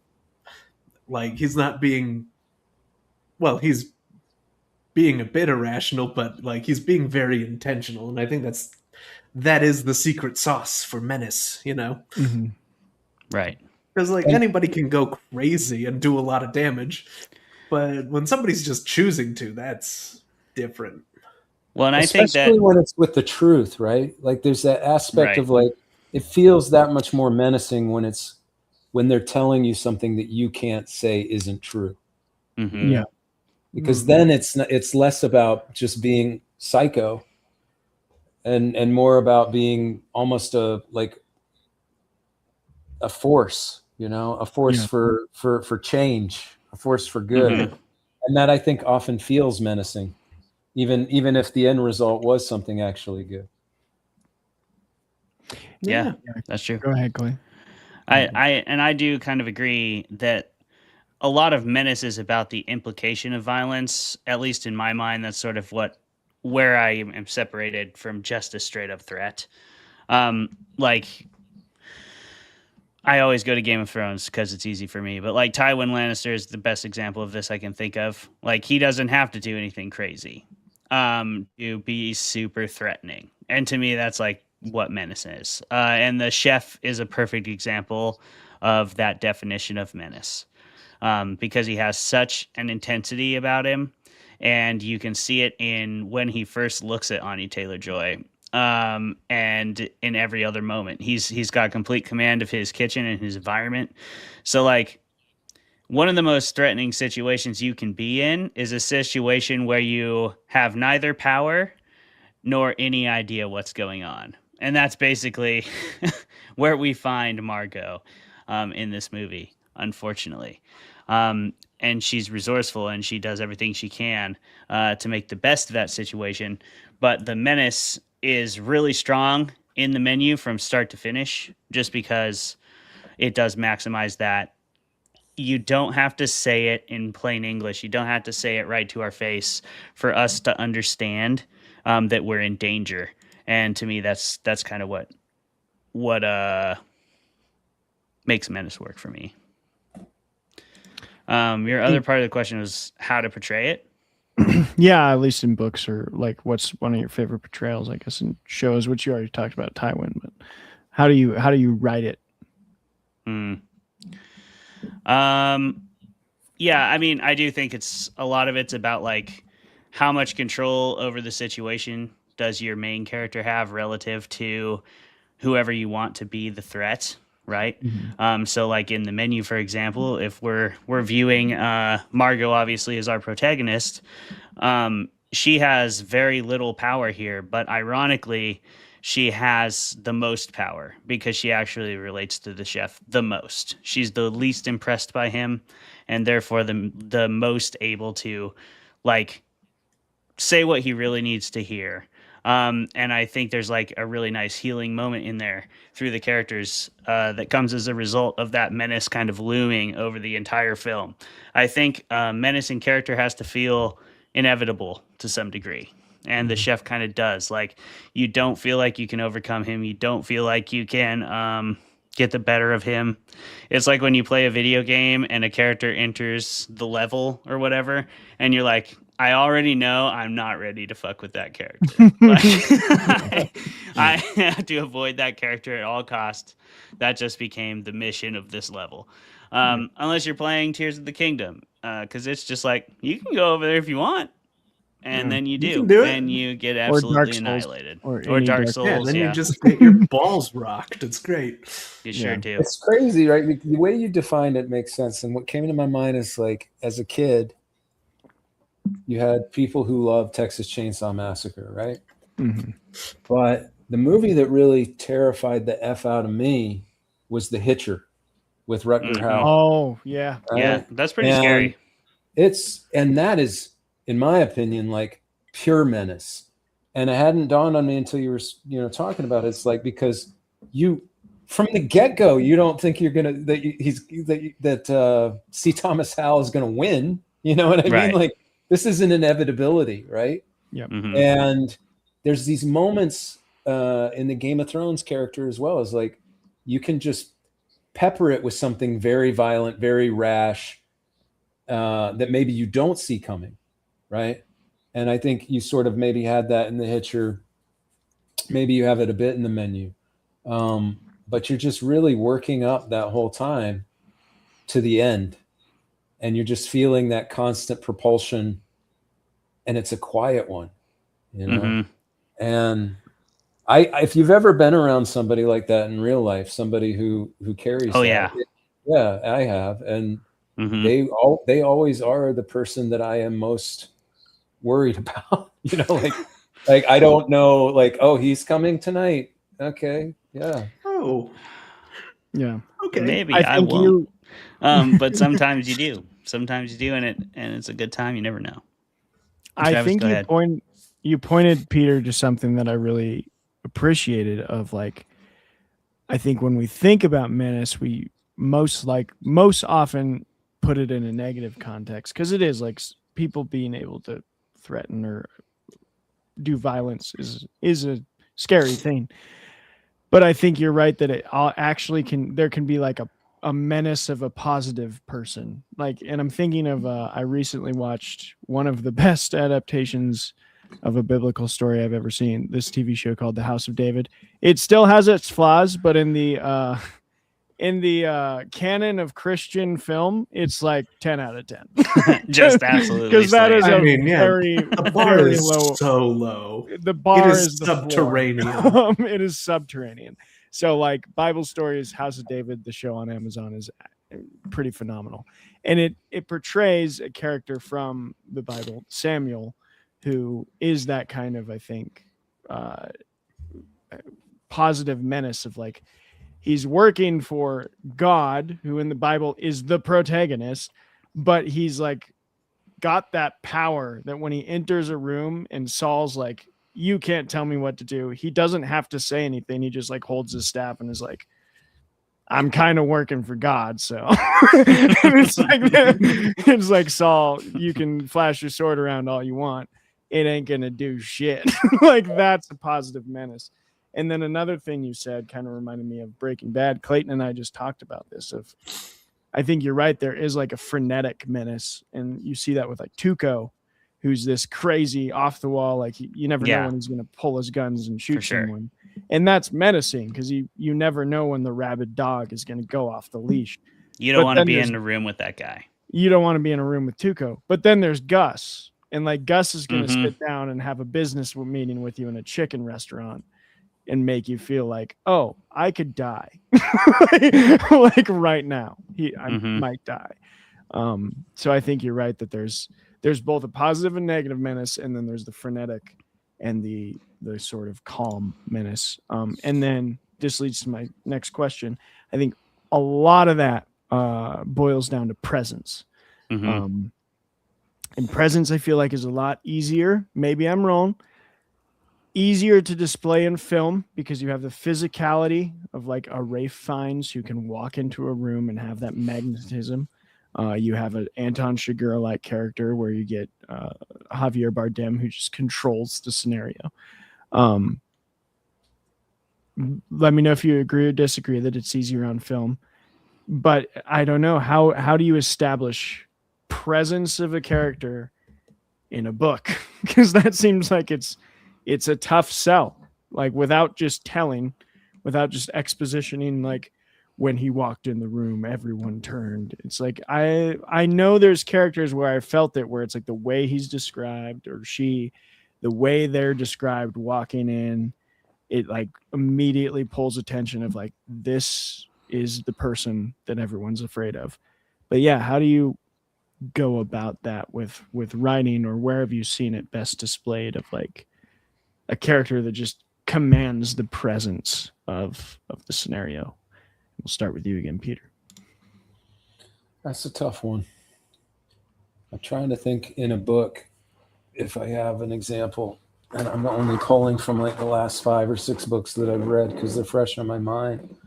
But I think in a more general sense, you can establish the presence through the actions, so if you're trying to communicate to your reader that this is the guy who is not to be trifled with, this is the guy who maybe not right away, but at some point is going to be in control of whatever situation, I don't think that that's terribly difficult.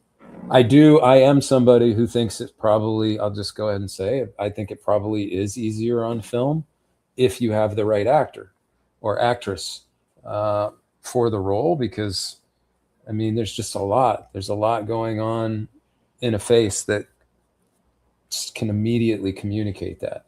And so maybe you don't have to wait for the action, right? Because I mean, at least for me, I'm not a writer who does a lot of over description. In fact, I would probably say some people think I don't do enough description. But certainly when it comes to describing the physicality and even the facial details of my characters, I'm always hoping that it's their actions are actually forming a visual in the reader's mind. And so one of two things can happen. Either they can assign some things to that character based off of however they perceive menace, or somebody they've known in their life that's menacing, or maybe they're drawing from film itself to create some sort of visual interpretation of it. But what I actually find is, and I think this is hard to do, but I think I've done it once, where I heard from enough people on my last book that even though there wasn't a ton of description, so well, I don't want to give that away, but there's a character in the book in Future Skinny that comes in later, and I just wondered, as people were telling me about it, like, how did you see that person? What did they look like to you? Because there isn't, other than the color of his eyes, there wasn't really much else going on in terms of his physicality. And most of them had a pretty similar description of him. And I think it was based off of his actions, right? So the example I guess I would give is, like, let's say you have a family, you're opening up, you're out on a farm. Maybe there's a minor familial argument going on. Maybe it's about the dog.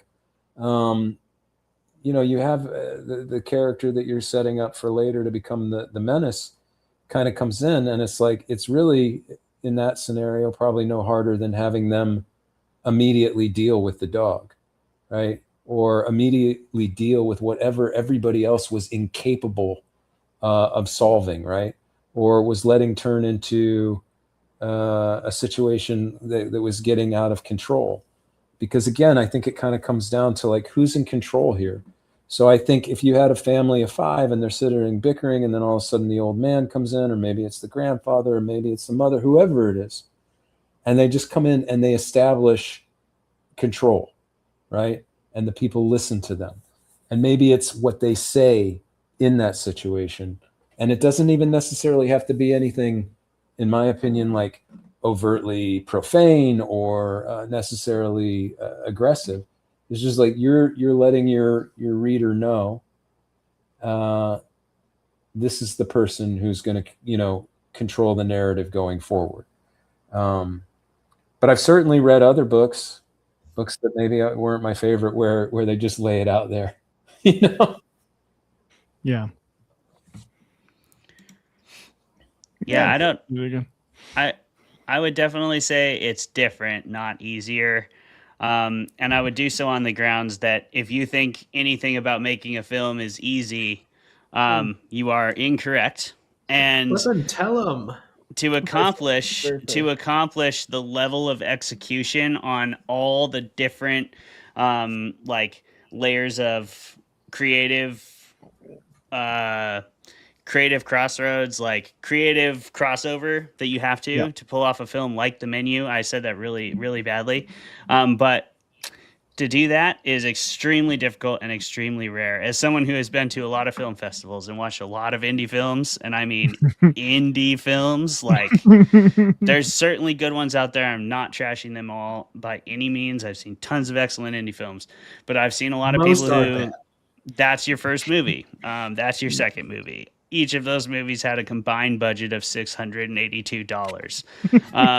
And like, that'll happen. And like, to execute on that level, where the lighting has to be right, the sound has to be perfect. Like sound, there's no room for error in sound. If you have bad sound, bad audio, bad ADR, like that will be noticed by the audience, even subconsciously. So I definitely. Ralph Fiennes could give the performance of a lifetime, but if he's shot like shit, there's no presence. Is that kind of? I don't know about with Ralph Fiennes. I think he can overcome a lot of bad production. But like, yes, I mean, if you can't hear what he's saying, because his lavalier mic was broken and they only had enough to pay him for one day on set, it probably wouldn't be his best performance, Now that said, I'm not saying it's easier to write. That's extremely difficult too.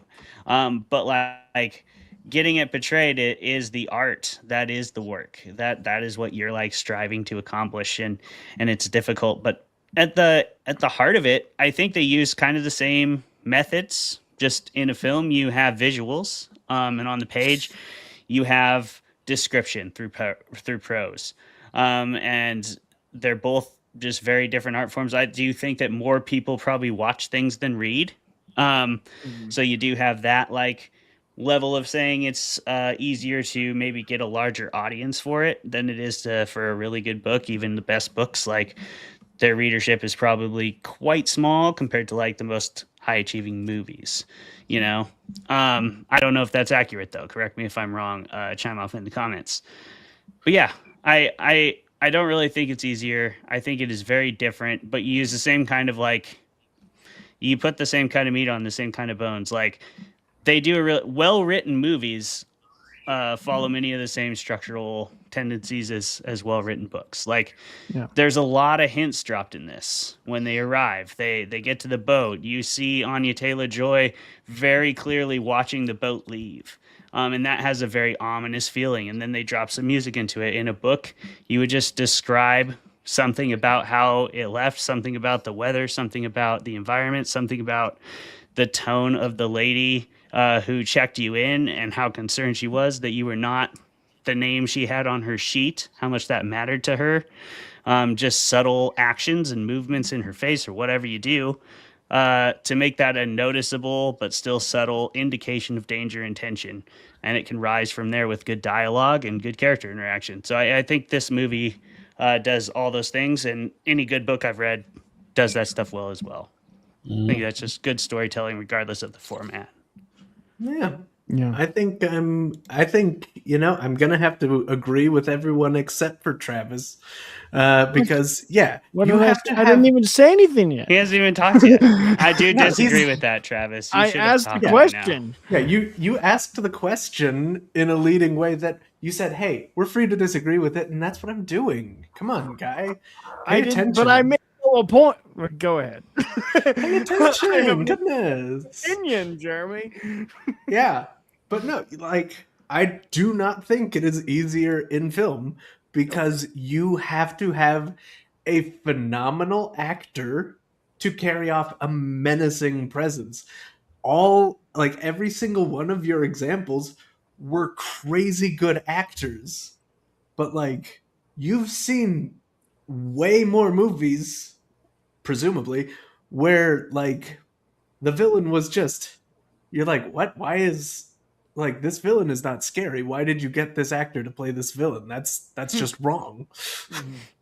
That's Speaking just of John wrong. Leguizamo. Speaking of John Leguizamo, hey, he's a great actor. Villain, he is not. Villain. He's a great best friend character, a great washed up actor. He's incredible.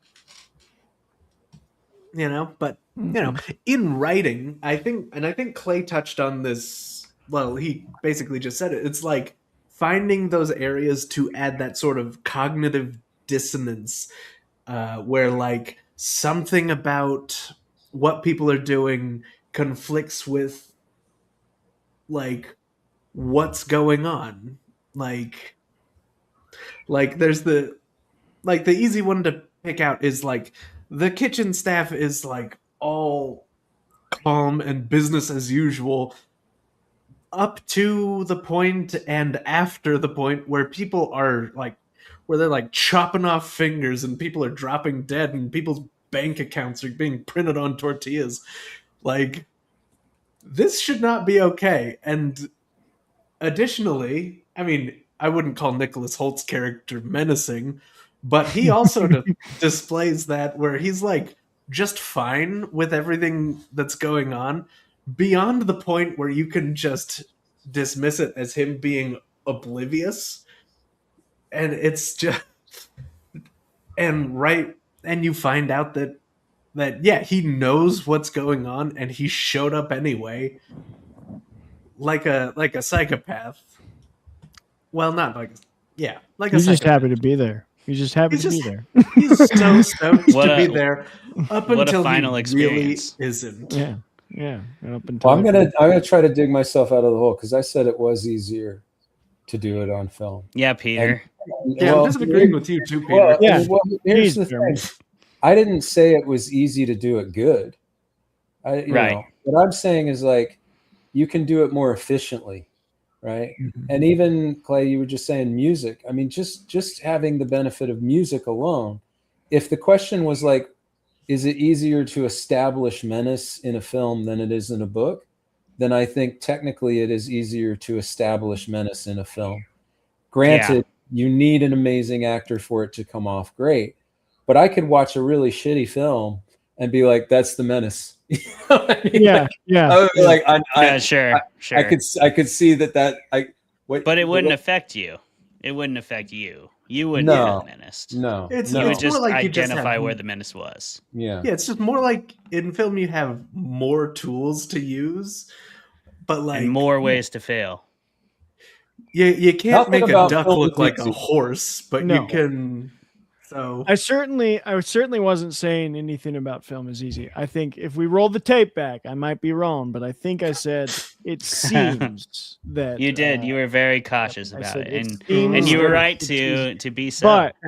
But I do think, to Peter's point, like the visual medium, like we have more senses, like reading. Mm-hmm. We're using our sight, but we're using our sight to like create an image in our own brains that maybe or maybe won't be menacing depending on how we interpret the text.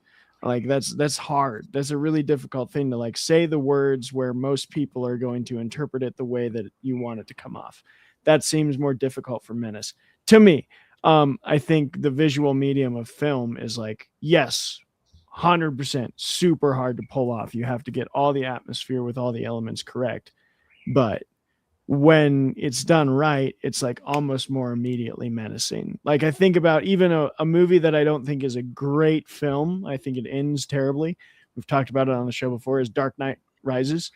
One of Christopher Nolan's only misses, in my opinion. But there's a scene in that where, and Clay and I have talked about this. I forget his name, but the one like business guy who thinks he's like running Bane's operation, like goes to Bane and he's like, "I'm in charge," and Bane just like puts his hand on his shoulder, like So palm good. up, It's and so he's like, good. "Do you feel in charge?" Like that's his line. And in a book, you'd have to do a great lot line. to convey that what's going on with the action. But in a movie, you just see it. You see like Tom Hardy's intimidating figure, the open palm, the like facial expression of the guy as soon as he's touched, of like, "Oh no, I'm not in charge." That menace comes off in an instant, which I think is something that film can do that maybe That is an excellent literature can't. example. That's a great example.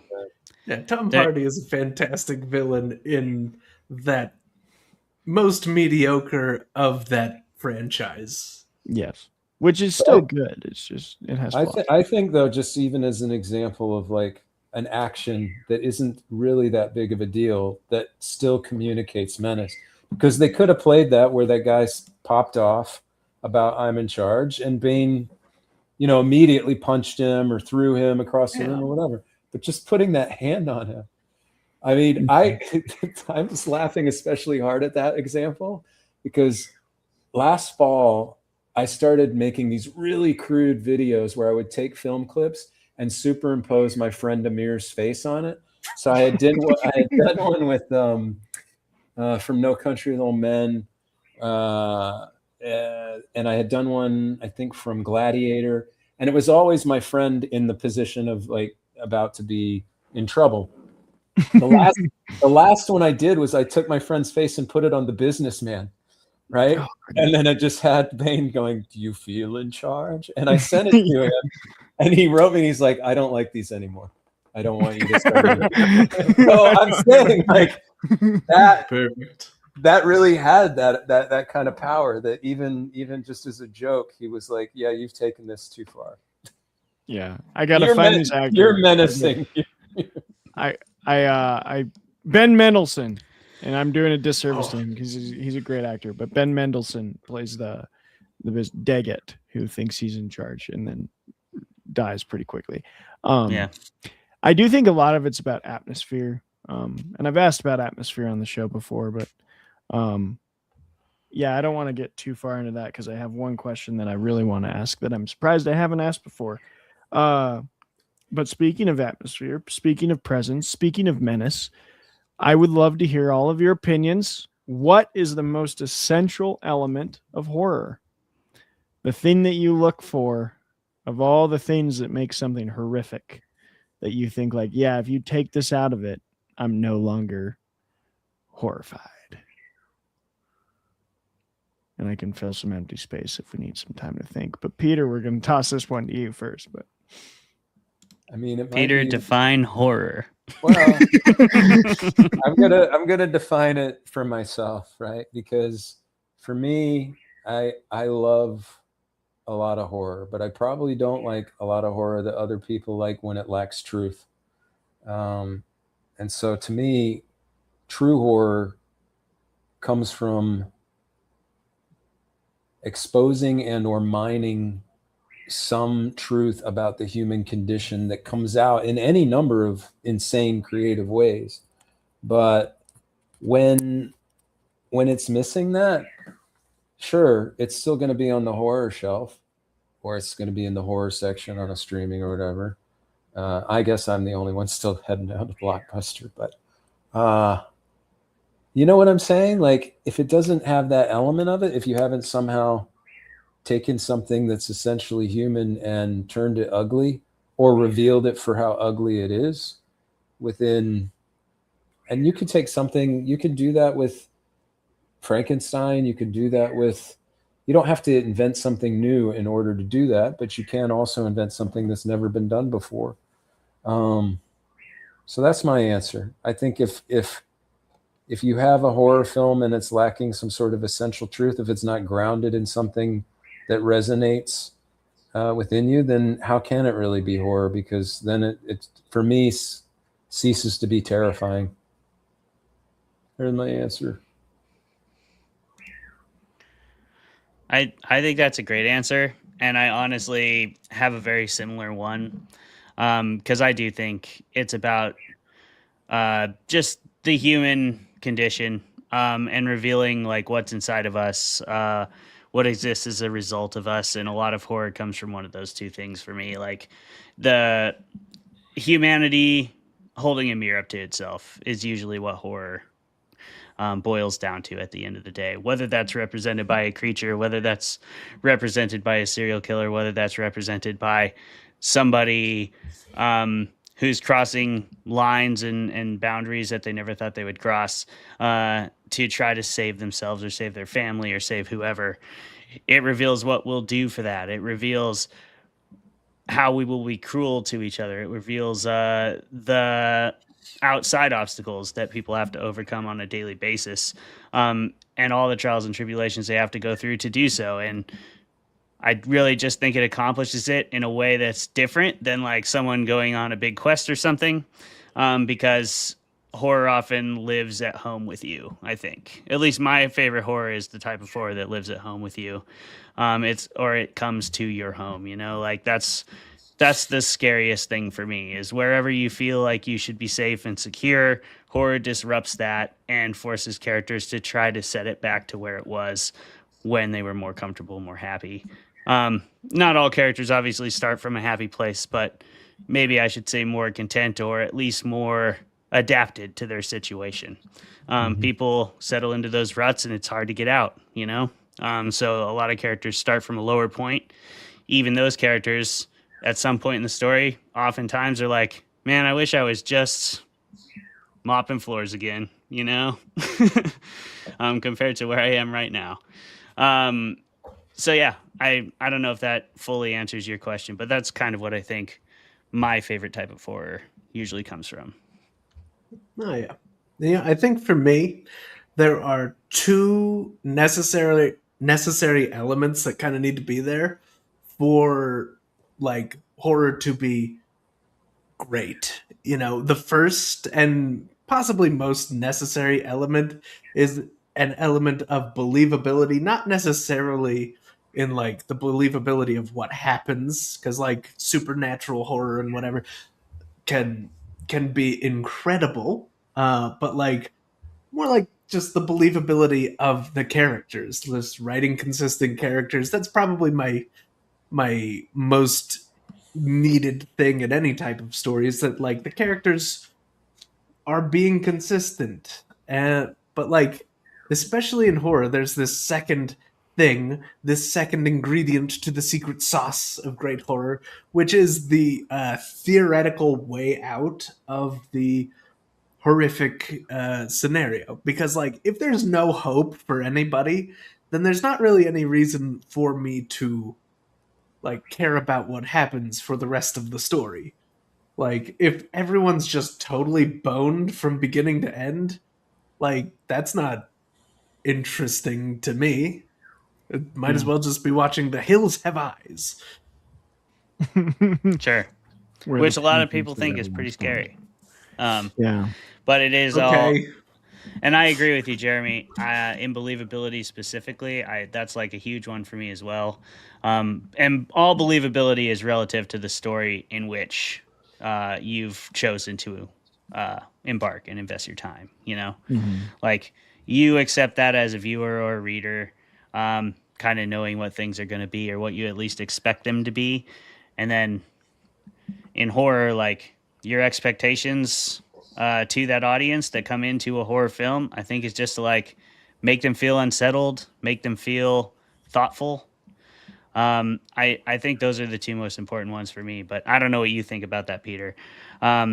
People, to me, I want people to feel unsettled and thoughtful. Like I want introspection and thought. And I want people to have fun. Like I do think it's fun to be scared. And I think most people actually, maybe not most, but a lot of people certainly agree with that. Like it's just, people like roller coasters for the same reason they like horror. You know, it's kind of a little adrenaline boost. Totally. Yeah.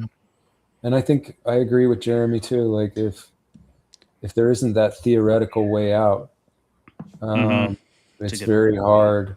You can watch something that's extremely inventive, but I don't know that you're going to go back to it. You know, it's going to fall off the wayside somewhere along the way. It's not going to be the thing that you probably recommend, at least obviously within genre fiction and certainly in horror fiction. You know, I'm not even going to like shame or name movies, but there have been some movies to come out in the last 5 years that have gotten a lot of people excited in the horror genre that I just, you know, I'm like, oh, okay, I'll watch it, you know, and I'm just like, I don't see the believability. And again, Jeremy, like Supernatural, my book, What the Dead Can Do, is literally about dead people trying to figure out how to possess the living in order to kill their still living son and bring him to the afterlife, right? That's entirely farcical and as fantastical and supernatural as you can get. But I think I did it in a believable way. And probably, Clay, I think a big part of it is that it's the characters and what they're going through that is believable and that grounds it, you know. And I've only had a few people. I actually had one review. It was still 3 stars, but the woman had sort of panned it, even though she gave it 3 stars. It was kind of one of the harsher ones to come through. And it was nuts because she said 80% in when I finally got to this ridiculous premise. And I'm like, it's right up there from the gate. It took you 80% to realize how ridiculous this premise was. The premise was. I mean, it's on the cover. You know what I mean? Like, but anyway, yeah. I don't know. I think you'll be out there and probably find people who hold up other things that don't have those elements and would still say it's horror. But I think one of you said, is it good horror? You know? Yeah. I guess that's the difference. If I can wax a little philosophical here, as I'm wont to do, and please do count this as my pretentious question of the week. I think I like what you said, Clay, about the like thoughtfulness and what was the other word you used? Suspense? No. He said Clay. Fun. I don't know, something like that. Fun, thoughtful, and suspenseful. I'd say dread. I would say like people don't just have fun with dread. I think you're right. Like it is kind of fun to be afraid. But I read a book recently that has really affected my viewpoint on a lot of things that talks about ancient myths across religions and how like the language that people used to use points often to there's like a difference between time and space being like very structured, time being very chaotic. And it talks about them as a dichotomy, but it doesn't say that. It says space is the place you're supposed to live in the most, but time is also necessary, and we need like little pieces of time and chaos in our lives. Like we need almost, it's like a vaccine is what they compared it to a virus that's coming. And I think dread is actually incredibly necessary in our art because we need to like get little doses of fear so that when fear actually happens in our lives, we're able to handle it a little better because we've had like microdoses of of these things that are dreadful and fearful and terrifying. And like people get that in macro doses in real life, which is sad. But like the people who don't have lives that are just wrought with fear, we can still understand them as emotions. And it's actually healthy for us to get little tiny pieces of like, oh, I can go to the movie theater and I can experience for 2 hours like true dread. And that way I know what that feels like. And so if it happens in my life, I'm not coming into it blind. Like I'm not getting infected with this virus brand new. And I thought that was like a really beautiful way that person put it of, you know, chaos is inherently, we don't want that to like dominate our lives, but having just tinges of it on the outskirts is actually going to help us in the long run, just like a vaccine is going to like give you a little bit of the virus so that when the virus comes, you are ready for it. I don't know what y'all think about that, but I think horror can be that of like a beautiful little antidote to the actual dreadful things in life of like, oh, I've experienced this in my imagination so that when I see it in real life, it's not as terribly powerful. Yeah, I don't know. I don't know if it truly prepares you for anything, for sure. But I do think it is certainly healthy psychologically to explore darker literature and happier literature and literature of all kinds. I do think horror is a particularly honest brand of speculative fiction. I think it's the most, to me, I've said before, in many ways, I think it's the most honest. And that's part of what I love the most about it. It's just always so character centric because if you don't have empathetic characters that your audience cares about, then there are no stakes. If we don't care that people die, then horror can't exist. So I agree with you about dread. I think that is absolutely a necessary ingredient. We have to have a little bit of fear for our characters in some way. It doesn't even be that they're going to have to die. It could be that she has to stay on the island and work for the chef forever or die. What would be a worse fate, you know, and what would she choose? And that would be a whole different movie. But however you manufacture that dread into or infuse your story with it, like it's definitely a critical part of telling something scary. Now, Jeremy, I saved it for the end, but you said you have one bullshit question for everybody, and I'd love to hear that. Yes, I do have one bullshit question. I'm also listening. I'm going to go off camera for a second. Yeah, I believe you. That's some bullshit right there. That is some bullshit, a little bit. How disrespectful. You know? Hey, Jeremy, go ahead and have your question. Yeah, go ask your question. I don't really have time for this I'm shit. just going to fuck off a little bit. And I'm back. Peter I'm back. Hey, talking back. Shit. I heard it all. I heard all the shit talking. I got the pods in right here. I knew. I'm glad you heard, frankly. What was your bullshit question, Jeremy? Hey, because, you know, this movie I gotta put go into off camera stark for a relief second. that you always have to be ready in whatever scenario you find yourself in. And if I find myself in, say, Tyler's situation where I need to prepare something for a world-class chef or die, apparently. Yeah. You know, that's something to be prepared for. So I would like to ask all of you, if you had to cook something for a world-class chef to save your life, what would you make? Nice. Yeah. That's a good it's one. Important. That's a very good question. Man. I'll jump in Do and it, then Travis. I'll pitch it to okay. Okay. Timeline matters here. If it's recently, like if you take me now, I think I could do duck breasts with risotto pretty good because I just recently learned how to make a pretty fire duck breast from someone who was trained at like a French culinary institute. So I've been obsessed with learning how to cook recently, and she came over. She's my wife's coworker. She came over and she like walked me through like, here's how you make a duck breast really good, and like here's the timing on everything, and you don't need anything but salt and pepper, but you just do it like this. And it was amazing. But like before that, fucking a grilled cheese, I don't know.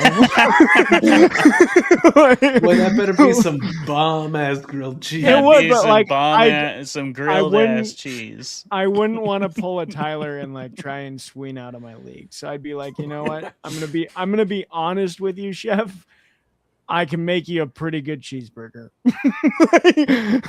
Like I'm gonna admit my limits and hope that he doesn't. I mean, a cheeseburger could have saved a lot of lives that night. It could have. Yeah, you know, he's got all the tools there. Like the But restaurant. you don't know really that. liked. But you don't, in the scenario you've pitched, you don't know that yet. You don't know. It's true. You don't automatically know that. That's what I would do though. Before it could be Gordon Ramsay with a gun. You don't know. If it's now, I would be like, let's do the duck. But like me before the duck, I'd be like, you know what? I'm gonna grind some beef with bacon, and I'm gonna make you a cheeseburger and see how you like it. It's a safe bet. Where you got to do what you feel confident in. The duck, I think we're going right now, so I think the duck's a good move. Thanks. I would make ramen. Oh yeah, because I have been making ramen for a long time. The head coach of the Rams, Sean McVay, would say, I've been making ramen at a high clip for a really long time. And I continue to do that. I used to be pretty amateur with it, but I've now been doing it literally for like a decade. I always have ramen in my pantry.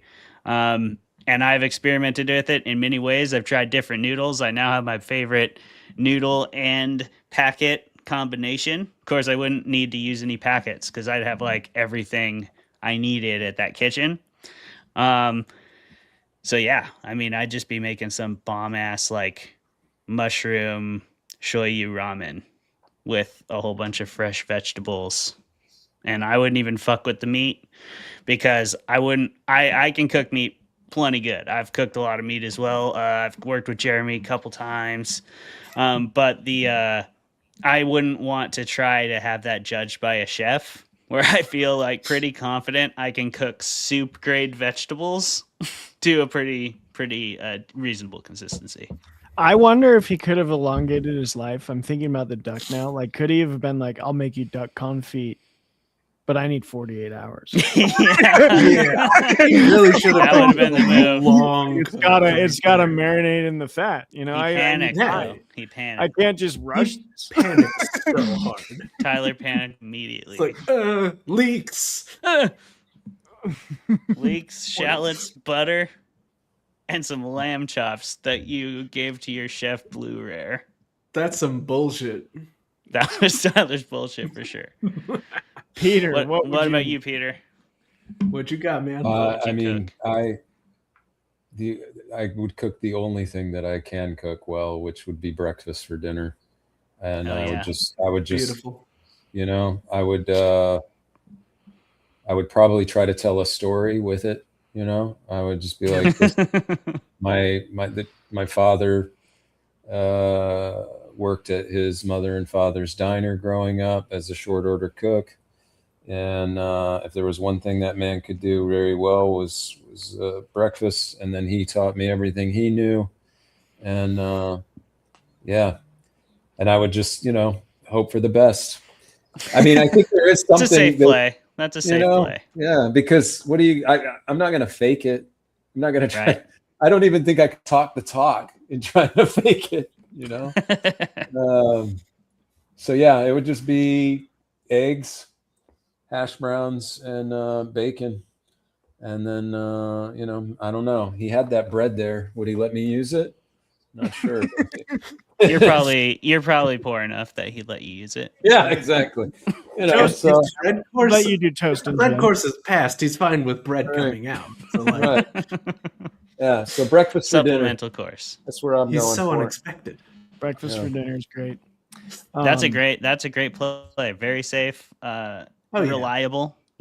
Everybody's kind of nobody has a super high bar for that. No. And I think in a way, like you almost want it to not be too good. Like Yeah, you've want been to a the- breakfast place where it's like, okay, like chill with the sausage. Where's the maple?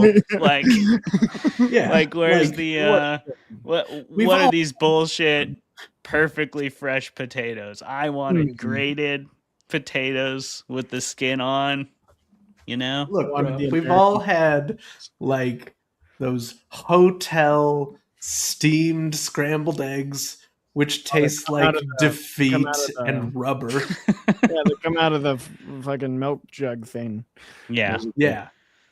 Yeah, Clay and I have a lot of experience with those with wrestling diets. Oh yeah.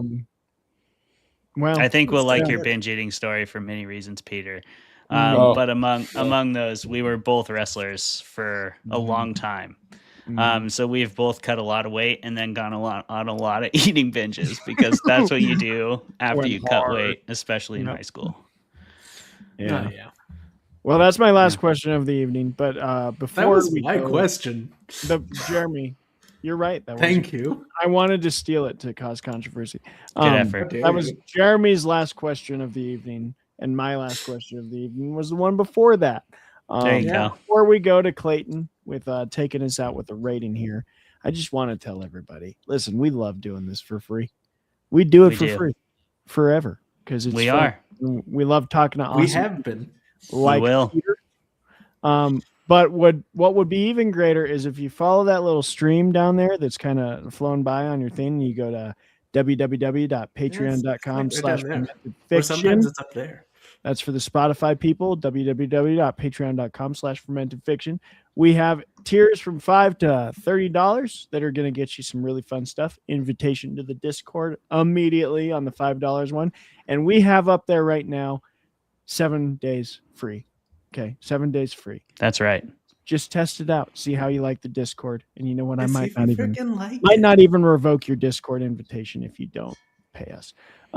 But all the way up to the 30, you're going to get book bundles. You're going to get a writer's retreat invitation. You're going to get to ask any of your favorite authors, like Peter here, a question on the show. So there's some really cool opportunities if you join Patreon. We'd love to actually do this for a living, and that would be all up to you, the fans. So head on over to that link. I'm not going to say it a third time, Spotify people. I hope you got it the first two. YouTube, it's down in the bottom there, YouTube. You can rewind it even. You can rewind. All right, that's it. That's my spiel, Clay. Yeah. That All right. Well, the last thing we do on the show is we rate this thing. So, how many drinks or substances of your choice do you need to enjoy the menu to the fullest extent? How would you have the most fun possible watching it with a substance or two, whatever you prefer? We'll start with you, Trav. For people like me, the first thing you're going to have to do for my rating is you're going to have to pop yourself a strong heartburn pill. Okay. And then you're going to have to get a nice bottle of wine. And I just want you to drink a glass for every course. That's my rating. Glass per course, including the cheeseburger at the end. That counts. Oh, yeah. That's Does totally that a course. include Tyler's bullshit? It includes Tyler's bullshit. Oh, yeah. So you Thank might be a little beyond buzzed at the end of this. And again, That's a bottle of wine. if you're me, that heartburn pill is very important for the next morning because you don't want to puke brushing your teeth. Yes, that is from true experience. So, yeah. Well, yeah. One glass of wine per course is per meal course in the movie. That's my rating.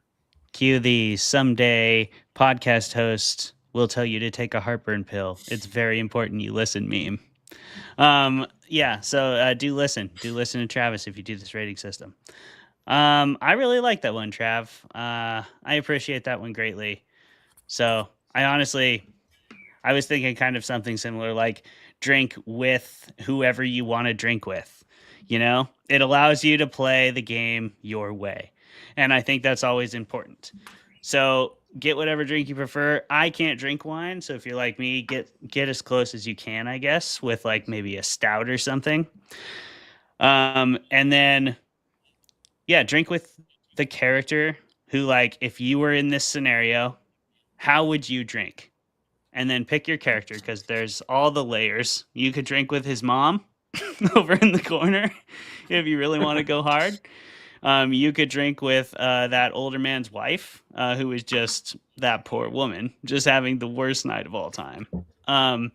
Like, she drinks pretty hard. Leguizamo's date drinks pretty hard. So, and then you can kind of work your way down from there. So yeah, that's my rating. Drink with the character who you think drinks the most like you would in that situation. Yeah. So, hey, I think to get the maximum enjoyment out of this one's going to be a little bit involved. The first thing you're going to want to do is work for 20 years in food service. Do that first. It's going to really affect how you view this film. It will. That's true. That's true. Now, the next thing I have, okay, everybody, I did do that.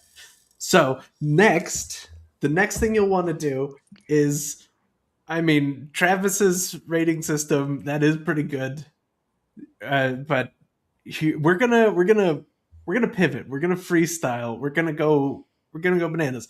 First of all, we're going to go through whatever your box of scraps is. If you haven't seen our episode on Iron Man, go back, check that out to see what the box of scraps is.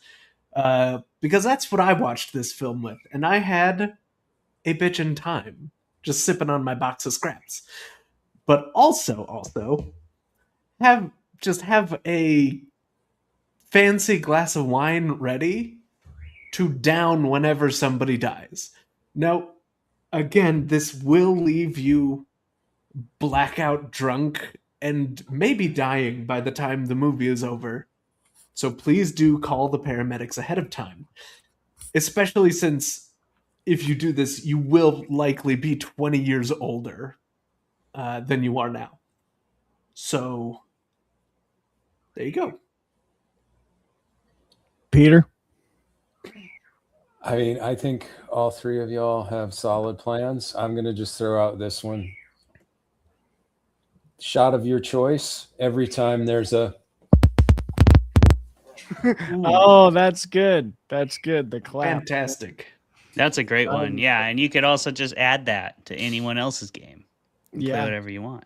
Play on hard mode. Shot it. That's hard mode. One of our games plus the shot game. That's hard. Yes. And take 2 heartburn pills, because if you're having wine and a shot with the clap, like you're gonna suffer, man. Mm-hmm. Speaking. And if you're trying not to make it to Act 3, do all the games at once. All of them. Right. Yeah. And then when you're really gonna crave morning, just watch it hungover. It'll be fine. Yeah. True. With it's a also a great cheeseburger. movie to watch sober. Yeah, with a hangover cheeseburger. That's actually that's a really good move. I like it. I That's like ace this level rating stuff right there. for the menu. I would have nominated it for an Oscar if I had been on this rating system. Speaking of nominations it should be nominated for awards, ace level performances. Peter, ace level performance tonight, my friend. Thank you so much for coming on the show. Can you tell people one more time about your books you have out, where people can get them, where they can find and follow and interact with you, maybe other than Costa Rica? And yeah, thanks again for coming on the show, man. Yeah. Well, first and foremost, thank you so much for having me. As I said prior, I love the format of this show. You can find me in all the usual socials. I'm still there. It's just at Peter Rosch for most of them. If you're feeling so inclined, roll out. Either go to your favorite indie bookstore, go to Barnes and Noble. You can pick up What the Dead Can Do. Certainly, that would be very helpful for me as I try to get my next book into the world. If ghosts and possessions and serial killers and mothers trying to kill their son from beyond aren't your thing, and you want to read about a devout anorexic man who can see the future binge eating, pick up Future Skinny. And then look at my catalog further back. There's something effed up for everyone. You know, that's kind of what I'm trying to specialize in. And yeah, or go to peterrosch.com and learn more. Learn more at peterrosch.com. What's your Peter Learn Roche more. story at peterroche.com? Yeah. Perfect. But for real, if you do find yourself in Costa Rica, just be like, hey, do you know a guy named Peter? All right.